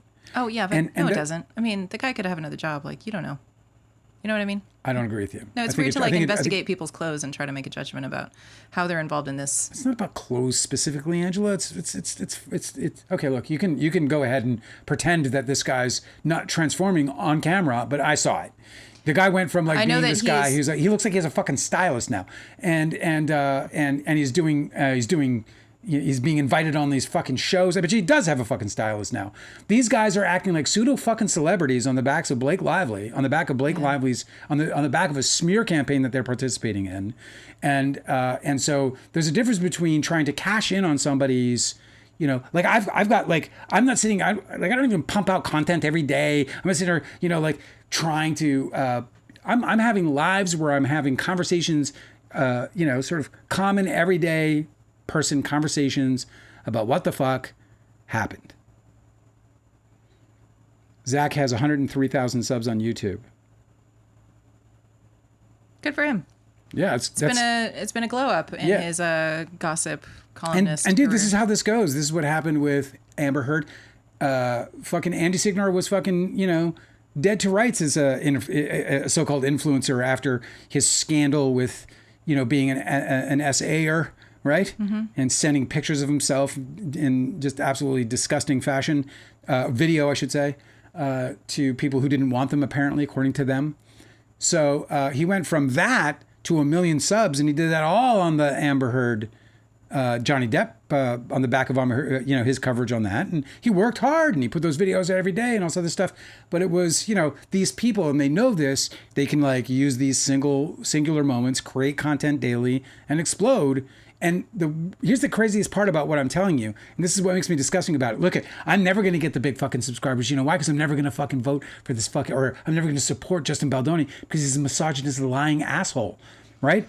That's my opinion of the guy. So I'm never ever going to like jump. But here's the thing. I watched Andy Signor literally change because the tide changed against Lively. And he just went with that flow because he knew that he was going to go from, at the time, 800 subs to over 1 million. No, I think he worked with Melissa Nathan previously about the Amber Heard coverage. Well, I can tell you and right so now he's that working with Melissa Nathan now. His video didn't work like that. His video doesn't. I mean, I'm not saying he didn't work with him, but his first video was like, guys, this doesn't look good for Justin Baldoni. So that was before he was engaged. You know what I mean? Like before they disagree reached again. out. I guess today is just the day where we're at odds because the reason why I was bringing all that up. I believe I watched that dude get bought and purchased and get corrected on how he's supposed to be running the coverage. I don't know that he necessarily knew at the time that the story broke that this was the case because I don't believe he was in their back pocket until much later. They were focused on, right. So we're saying the same. Whatever Wallace was focused on. I don't believe we're at odds at all. I just see things a little differently than you, but I don't feel like I'm at odds. I believe that he like so many others, went with the flow so that they could get the dough. What I wanted to say before was that rather than with the truth. I'm sorry, I didn't mean to step on you. Yeah, you're good. What I wanted to say before is that I feel like your input is so valuable in this space because you know how films are made and you're able to articulate all the different things that they're really kind of like relying on people to be ignorant about. Like, what is an executive producer versus a producer versus, any other position in filmmaking? Like, that's something that people are really conflating all the time. Like, she had no place to do whatever with the edit. Like, she did, actually. Or like this whole like taking over a wardrobe thing. If you don't know anything about how major studios make feature films, you might think that spending too much on a wardrobe would be an actress's responsibility and maybe it would be a bad thing, but you do a really good job of explaining why it's not. There's nobody else in this space that's doing that. Like, I know that there's a content creator, her name's Dana, and she's constantly making content. I see her all the time. She says that she works in the film industry, but I looked up her links and stuff. She used to be a casting director. Well, I mean, it's working in the industry. I know, but what I'm saying is she's talking about how she was arguing with somebody. The reason why I say that she says that she was in the film industry is because she was saying that she knows exactly how productions and what on-set behavior is like. Mm.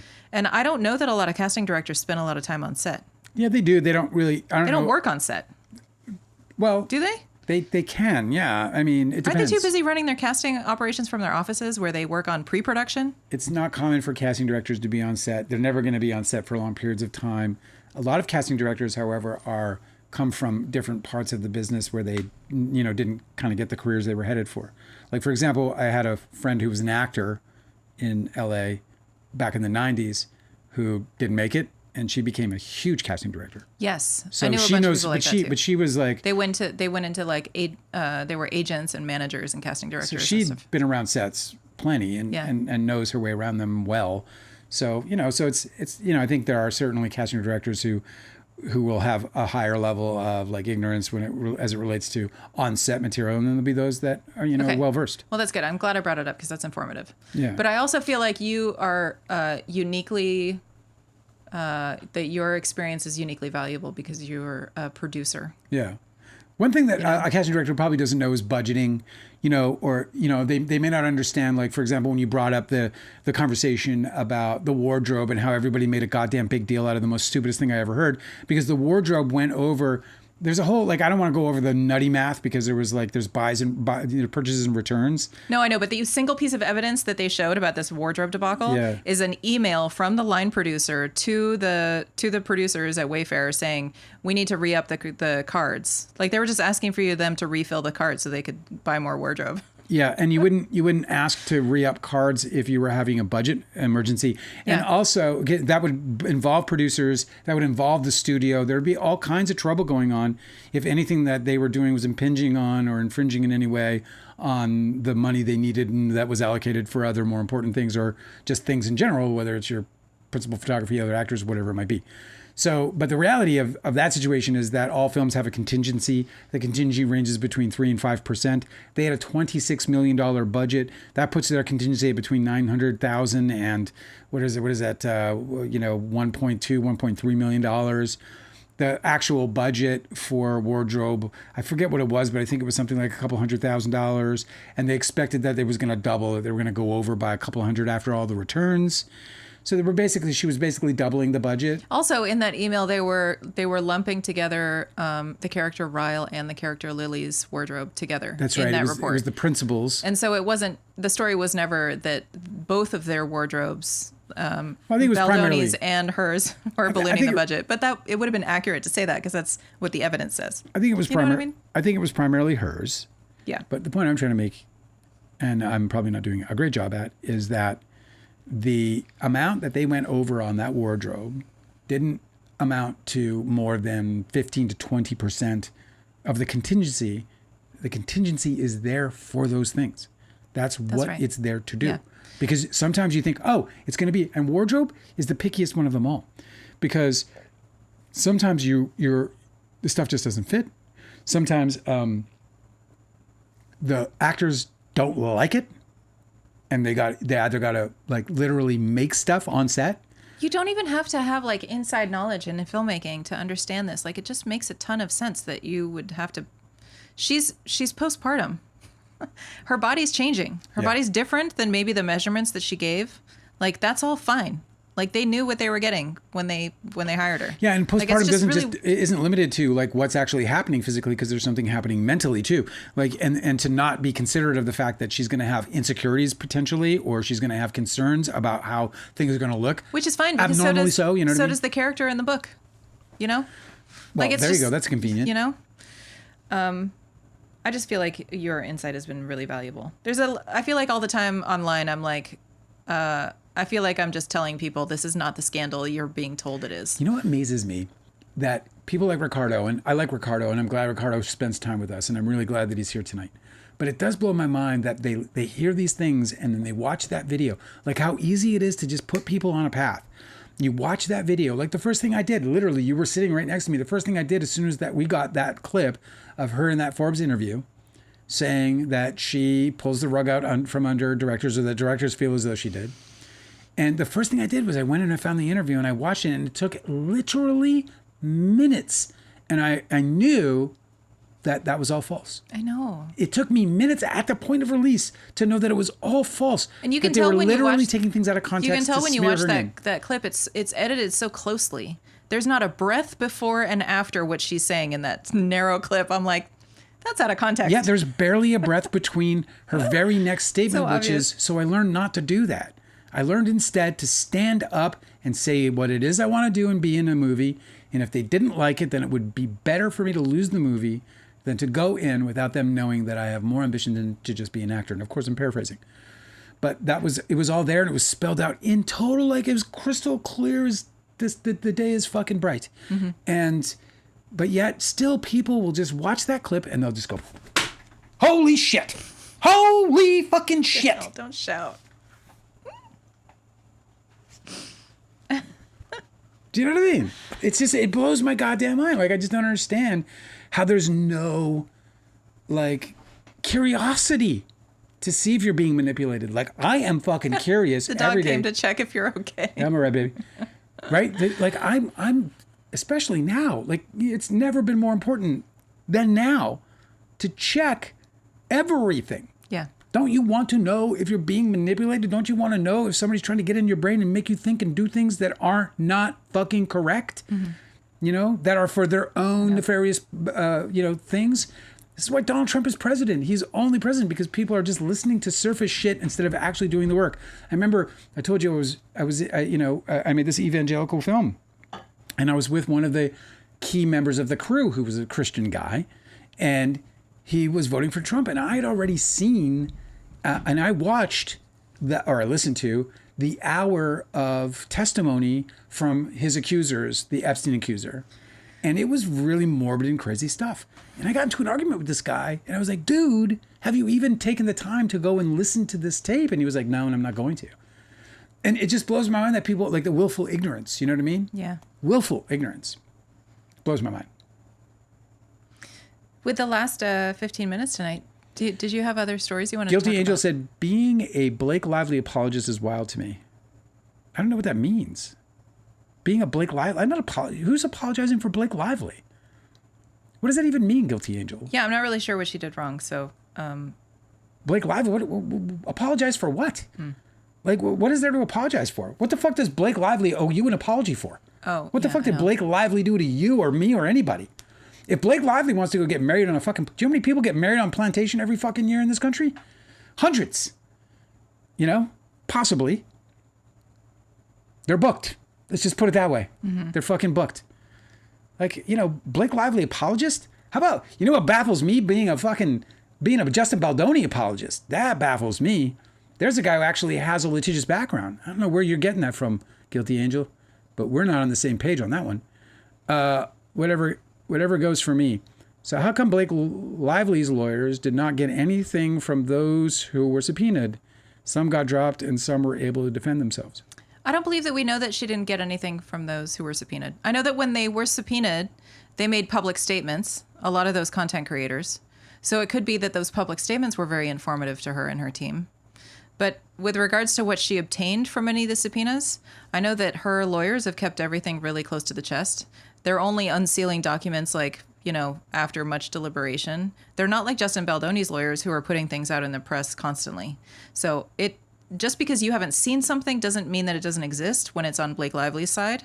They're not really engaging in litigating their case in the public. They're trying to just save it for the court where it matters, I think, is what's going on with that. Whatever goes for me says, so how come Blake Lively's lawyer, I told you, right, doesn't subpoena, some get dropped, blah, blah, blah. Let me tell you, I think there's this like constant obstruction of civil justice all the time and nothing really happens. It's just a weird thing.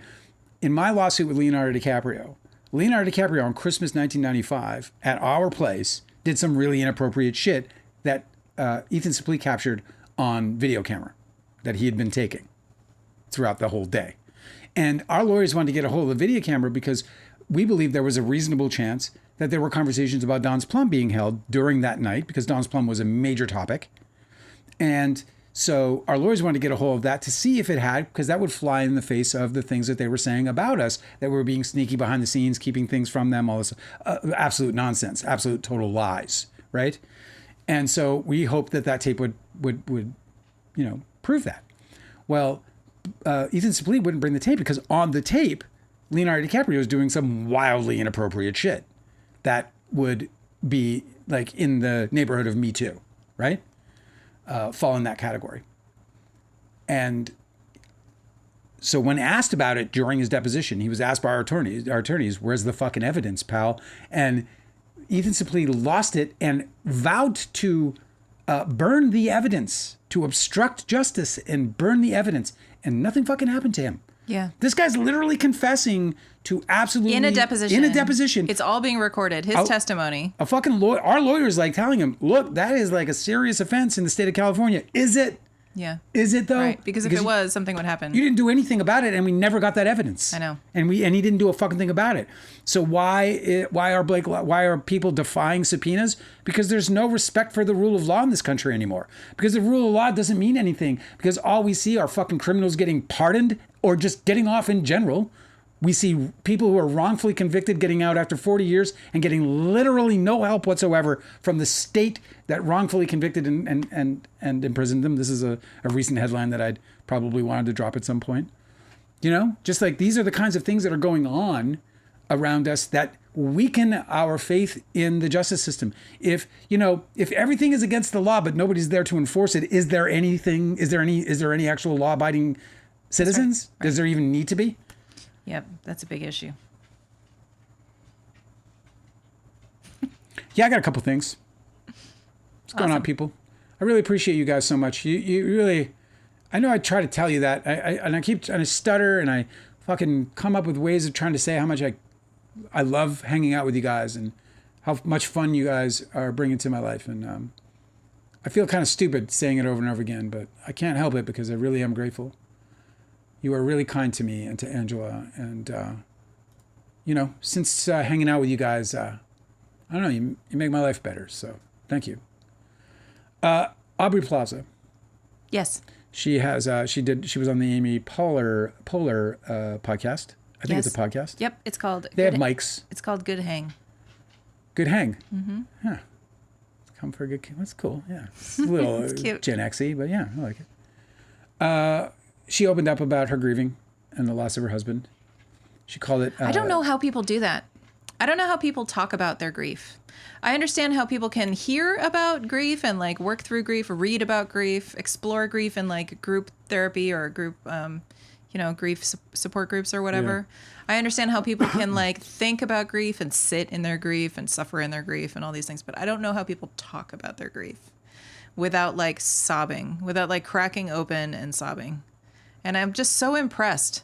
I mean, obviously she's like a really skilled actor who's been doing this. I think she was even a child actor, so she's been doing it forever. So maybe that's why she's so good at like, she has really great like professional control of her emotions. But man, it's wild hearing. She looks exhausted by it. Like in her in her speaking about it, as she talked about it, as she described it, she talked about. Can you imagine? She talked about a movie called The Crevice or something. And the Fisher or no, it's called it? Something with a G. The Gorge. The Gorge, that's it. And she said that the Gorge, which was filled with demons and monsters or whatever, kind of representative of her grief, of the sorrow. That's like, what she feels like she experiences. Is that there's always like this like, roiling cauldron of awfulness that is near her all the time. And I think it's really wonderful and helpful for people to be given imagery. Yeah. Also, I feel like for people who are grieving, I think it's really, or even just people who are like just very depressed, in pain. I think it's really relatable to assign, to notice things that are happening around and think that it's reflecting your present condition. Like, I feel like that's part of that. When you're in this like emotionally vulnerable state, you're almost more connected to everything in a way. Like she's being observant of that and she's like, oh, I see this piece of film mirroring my emotional situation. And I think a lot of people who are struggling with pain do that more easily. It's almost one of the beautiful things about going through those really awful experiences is that you are better equipped to put a name on what you're suffering with, or at least recognize it in something else. We had a terrible loss in our family recently, and we lost a loved one who battled with cancer, and it was extremely sad for all of us, still is. Mm-hmm. But you read for us during like our grieving, where we were like crying all day. And oh my God, it was so good, guys! If you ever want to read like an amazing poet consoling people who were left behind when their loved ones passed, it's a collection of letters by Rilke, and the title of the book is The Dark Interval. The Dark Interval. And it's just him writing letters to people who are grieving somebody who passed away and consoling them about it. And it was so super comforting. Amazing. It was so super comforting because, I'm sorry to cut you off, but it was so super comforting because of the way that Rilke really turned the sadness into love, like the way he kept trying to reshape the sadness into not just the sort of cliche of the celebration of life, but that the immense grief is almost like a witness or an evidence of the immense amount of love. Yeah, it was like really touching stuff. He's very philosophical in it. He like has a really clear understanding of what the dark interval, right? Like what the passage from this realm into the next is, and what it means for us, and how engaging with the topic of death is how we engage with the experience of life. He obviously says it much better than me, but I really recommend reading it. It's like mind-blowing. It'll change the way that you think about death and dying and grief and everything.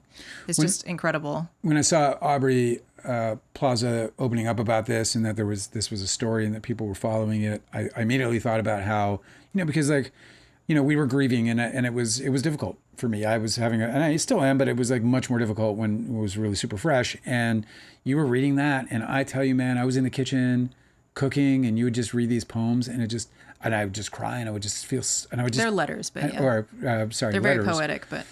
Well, they were letters for sure, not poems. I misspoke. I was just speaking about him as an artist, but you read these letters, and it was just so comforting, and it was like also it created like a different way of expressing the sadness, even going through it. Like, I don't know, it was weird because there's the loss and the struggle with the loss, but then there was this, beautiful bridge to a sort of peace with it, like an understanding of it. We also watched many months ago, we binged on these people who had had near-death experiences, and they made these documentaries about it.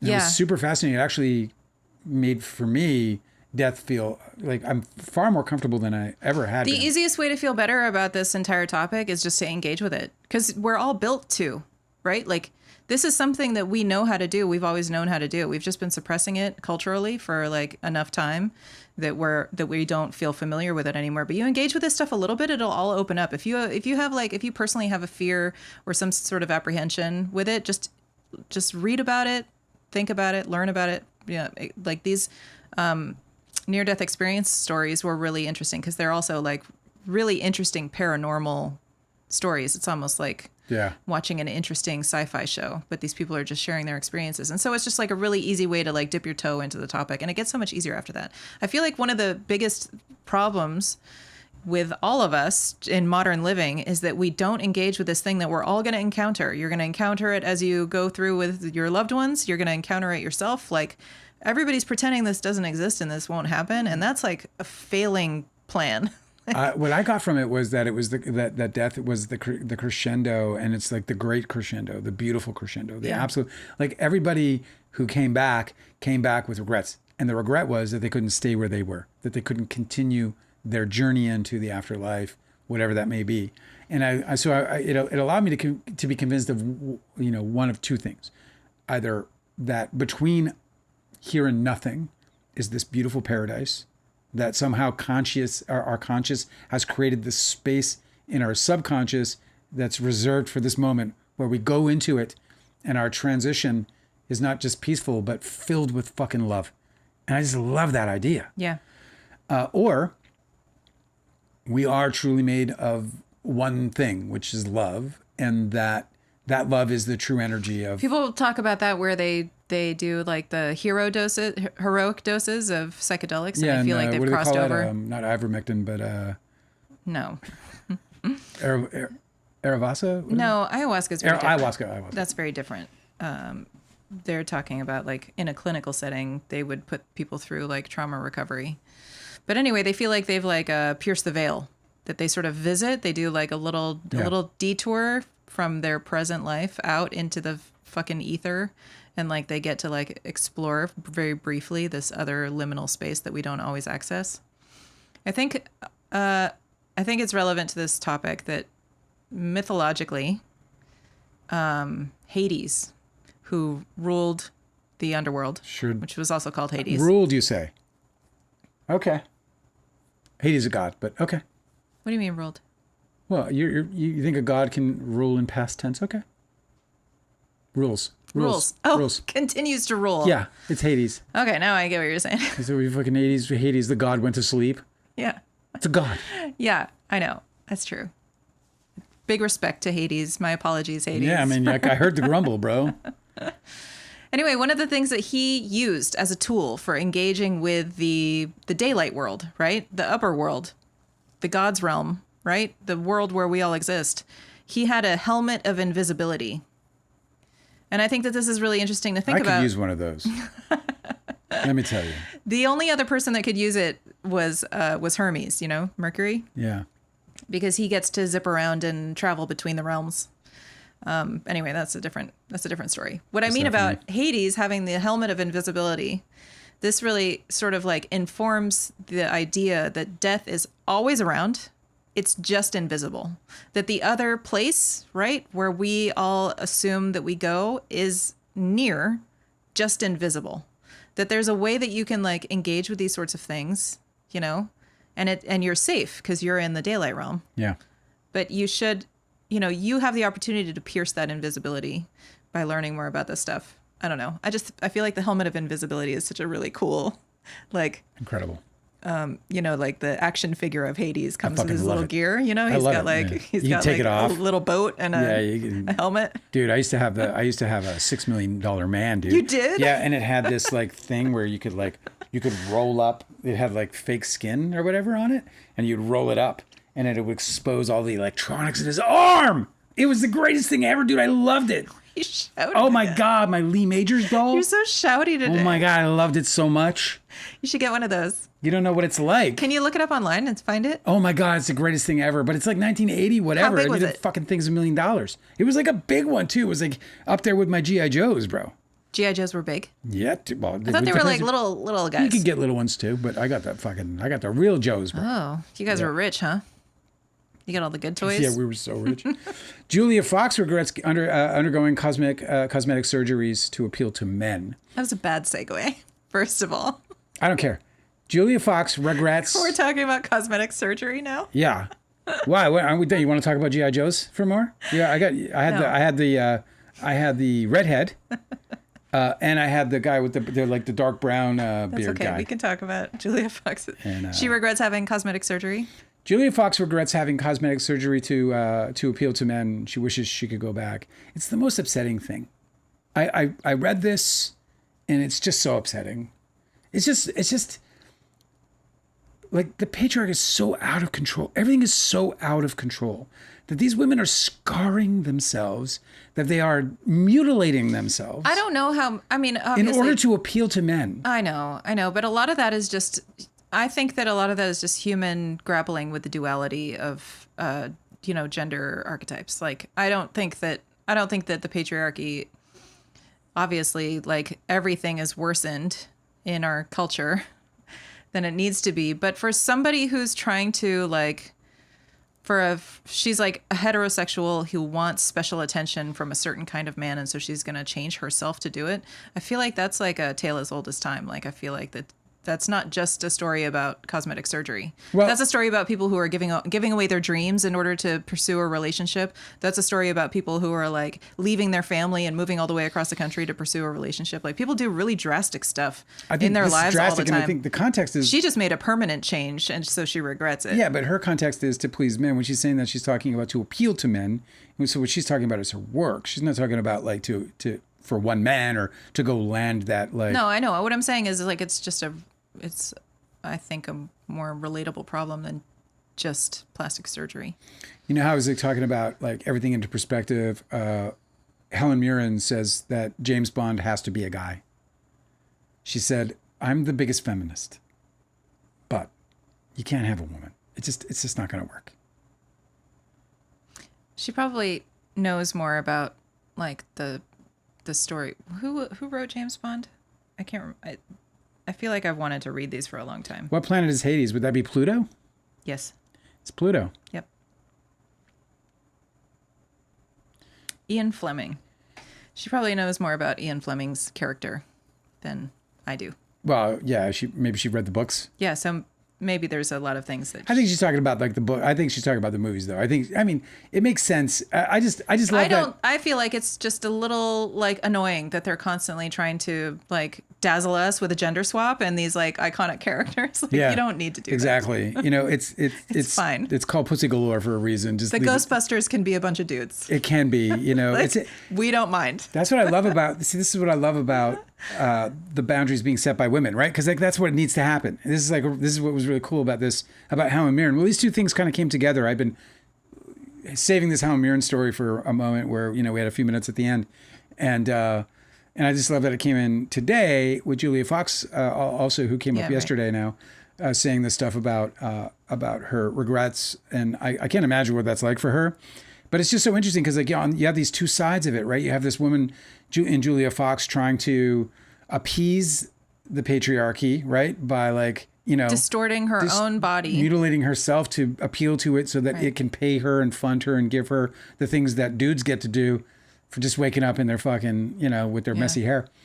And then you've got, you know, Helen Mirren, who, you know, is a self-professed feminist, and I'm sure she's true to that. Well, I think that's really interesting take by Helen Mirren because, like, if I may reference our favorite podcast, Man Enough, with Justin Baldoni. Oh, what a show. He talks about, the topic is benevolent sexism. He's one episode. I don't know. I should put it in show notes or something. But anyway, him and Jamie Heath are trying to figure out the concept of benevolent sexism and how they've kind of screwed up. Yeah. Benevolent sexism is when you make a remark like, "Oh, women are smarter than men." Like, you're still being sexist. You're just being sexist for the benefit of the woman you're talking to. And like, I don't know how often people say that when they're not trying to like appeal to the woman in the room. Yeah, it's a manipulation manipulation tactic. So like this thing about studios who are trying to like reboot the 007 and like cast him as a woman, they're like, aren't you guys happy? Aren't you women happy that we want to do this? That would be nice, right? If there was a woman in the role. Like it just seems like benevolent sexism. Like you're giving us like a token instead of making meaningful change that actually like helps. That's what bothers me about it. It's always appeasement. It's always like they're like, oh, throw them some crumbs so they'll stop complaining about it. Yeah. It's like send them a picture of a woman being powerful.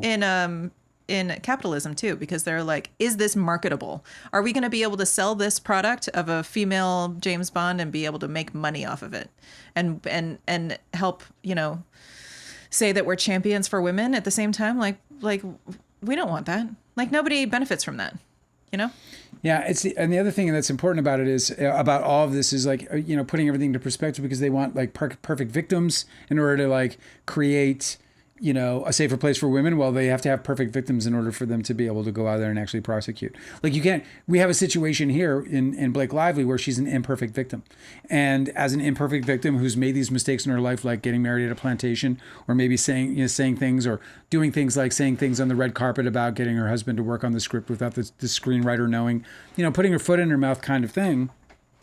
So because she's not a perfect victim for them, there's no recognition of the actual problem that she's actually fighting for, because they're too busy trying to break down her flaws. That to me is the saddest part about this whole thing. It's where the misogyny is really prevalent. What she's doing now is she's like she's carrying the torch that we all decided should be carried exactly this way when everybody was engaging in the Me Too movement. You know, like her complaining about workplace misconduct and speaking up about it and fighting all the way to the bitter end and not settling. This is exactly what we all decided people should do. And all of that has been completely obscured, obviously on purpose by Justin Baldoni and his PR team.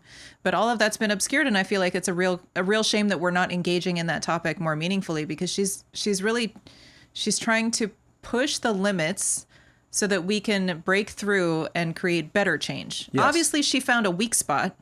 She's trying to fix it. We should all get behind that. I don't understand what the controversy is. I think she's being sacrificial at this point. Yeah. I think she knows that I think she knows the severity of the problem with this guy, because it's one thing to run into a misogynist. That's kind of fucking every day in Hollywood. You're going to see that shit in every bar, at every restaurant, in every company. There's going to be misogyny, because that's just America in general. So misogyny isn't really the problem. The problem, I mean, that is a problem, obviously, but the problem is exacerbated by the kind of misogynists who build false fronts, where the women feel safe. This is where it becomes you know, predatory as opposed to bigotry, right? And bigotry is bad enough, and that's a hard enough fight. But when you have somebody setting traps for women, when you have somebody sitting there professing to be, you know, the great white savior to women, and then you go into the situation, and let's take all the SH aside. This guy's not willing to elevate a woman. He had one right in front of him who was eager, who was capable, who had experience. Not just that, but Jamie Heath was like watching her earn her producing credit by attaching valuable assets to his production, enriching his property. Yes. And he still wanted to gatekeep her PGA letters? Yeah. And what the fuck is that? What's the good explanation for that? And you're referring to Taylor Swift. And it's not just like good.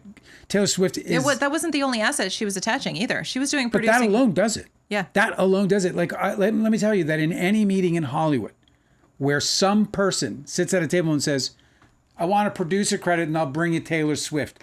They get it like that. There's not even a conversation. I know. And Jamie Heath's like flying under the fucking radar because Justin Baldoni is more awful in this scenario. But dude, he's a real aggressor. There's a lot of emails where he is leading the fight to get Justin Baldoni paranoid enough to hire Melissa Nathan.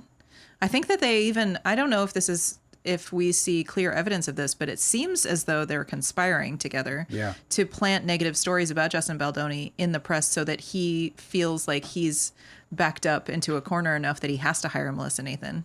That's Jamie Heath conspiring against one of his closest friends. Simple as that. It's really, he's kind of a fucking snake, dude. And the fact that he's trying to gatekeep the PGA letters, when that is an organization meant to protect producers and that they the integrity of producing. yeah, and that they prioritize mentorship. Yes. So if he has, They don't even prioritize it; they mandate it. yes. So he doesn't have any business blocking that from somebody.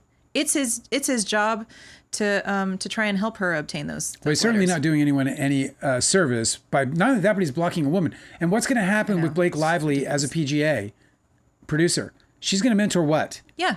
Women. Right. She's going to fucking embolden women. And we're glad to have her. This fucking guy wanted to stop her from doing that after she delivered Taylor Swift, the biggest fucking pop star in the world. You just have to think about it 2 seconds. To his lap. That's the future of her career, is that she's going to mentor other women as a PGA member. Yeah, I mean, 2 seconds is definitely the longer side of it. And that is a person who would make content that for the female gaze, since they want that so bad. What is wrong with these people, bro? Can you burn your own house down, more thoroughly than they did? Fascinating to me. I have to go. You got to go? Yeah. Ladies and gentlemen, that is going to conclude our Too Real Live for this evening. I hope you had fun. I sure the fuck did. I hope you'll come back tomorrow when we're going to, talk about whatever gets scooped up into our ears. But we really had a good time. I hope you had a good time tonight, Angela. I did. I hope you'll come back tomorrow. Thank you so much. Lee, Bobo said good night. Good night. Austin's here. I'm not sure I remember Austin, but I'm so glad to hear you. And Foz is gone to sleep already. But all you guys, obviously delicate and, I love all you guys do. I know. I Guilty love how Angel. Ricardo's our new guy. He's coming in. We get to argue with Ricardo. That's fun. All right, guys. Hope you'll come back tomorrow. Thank you and good night. Good night.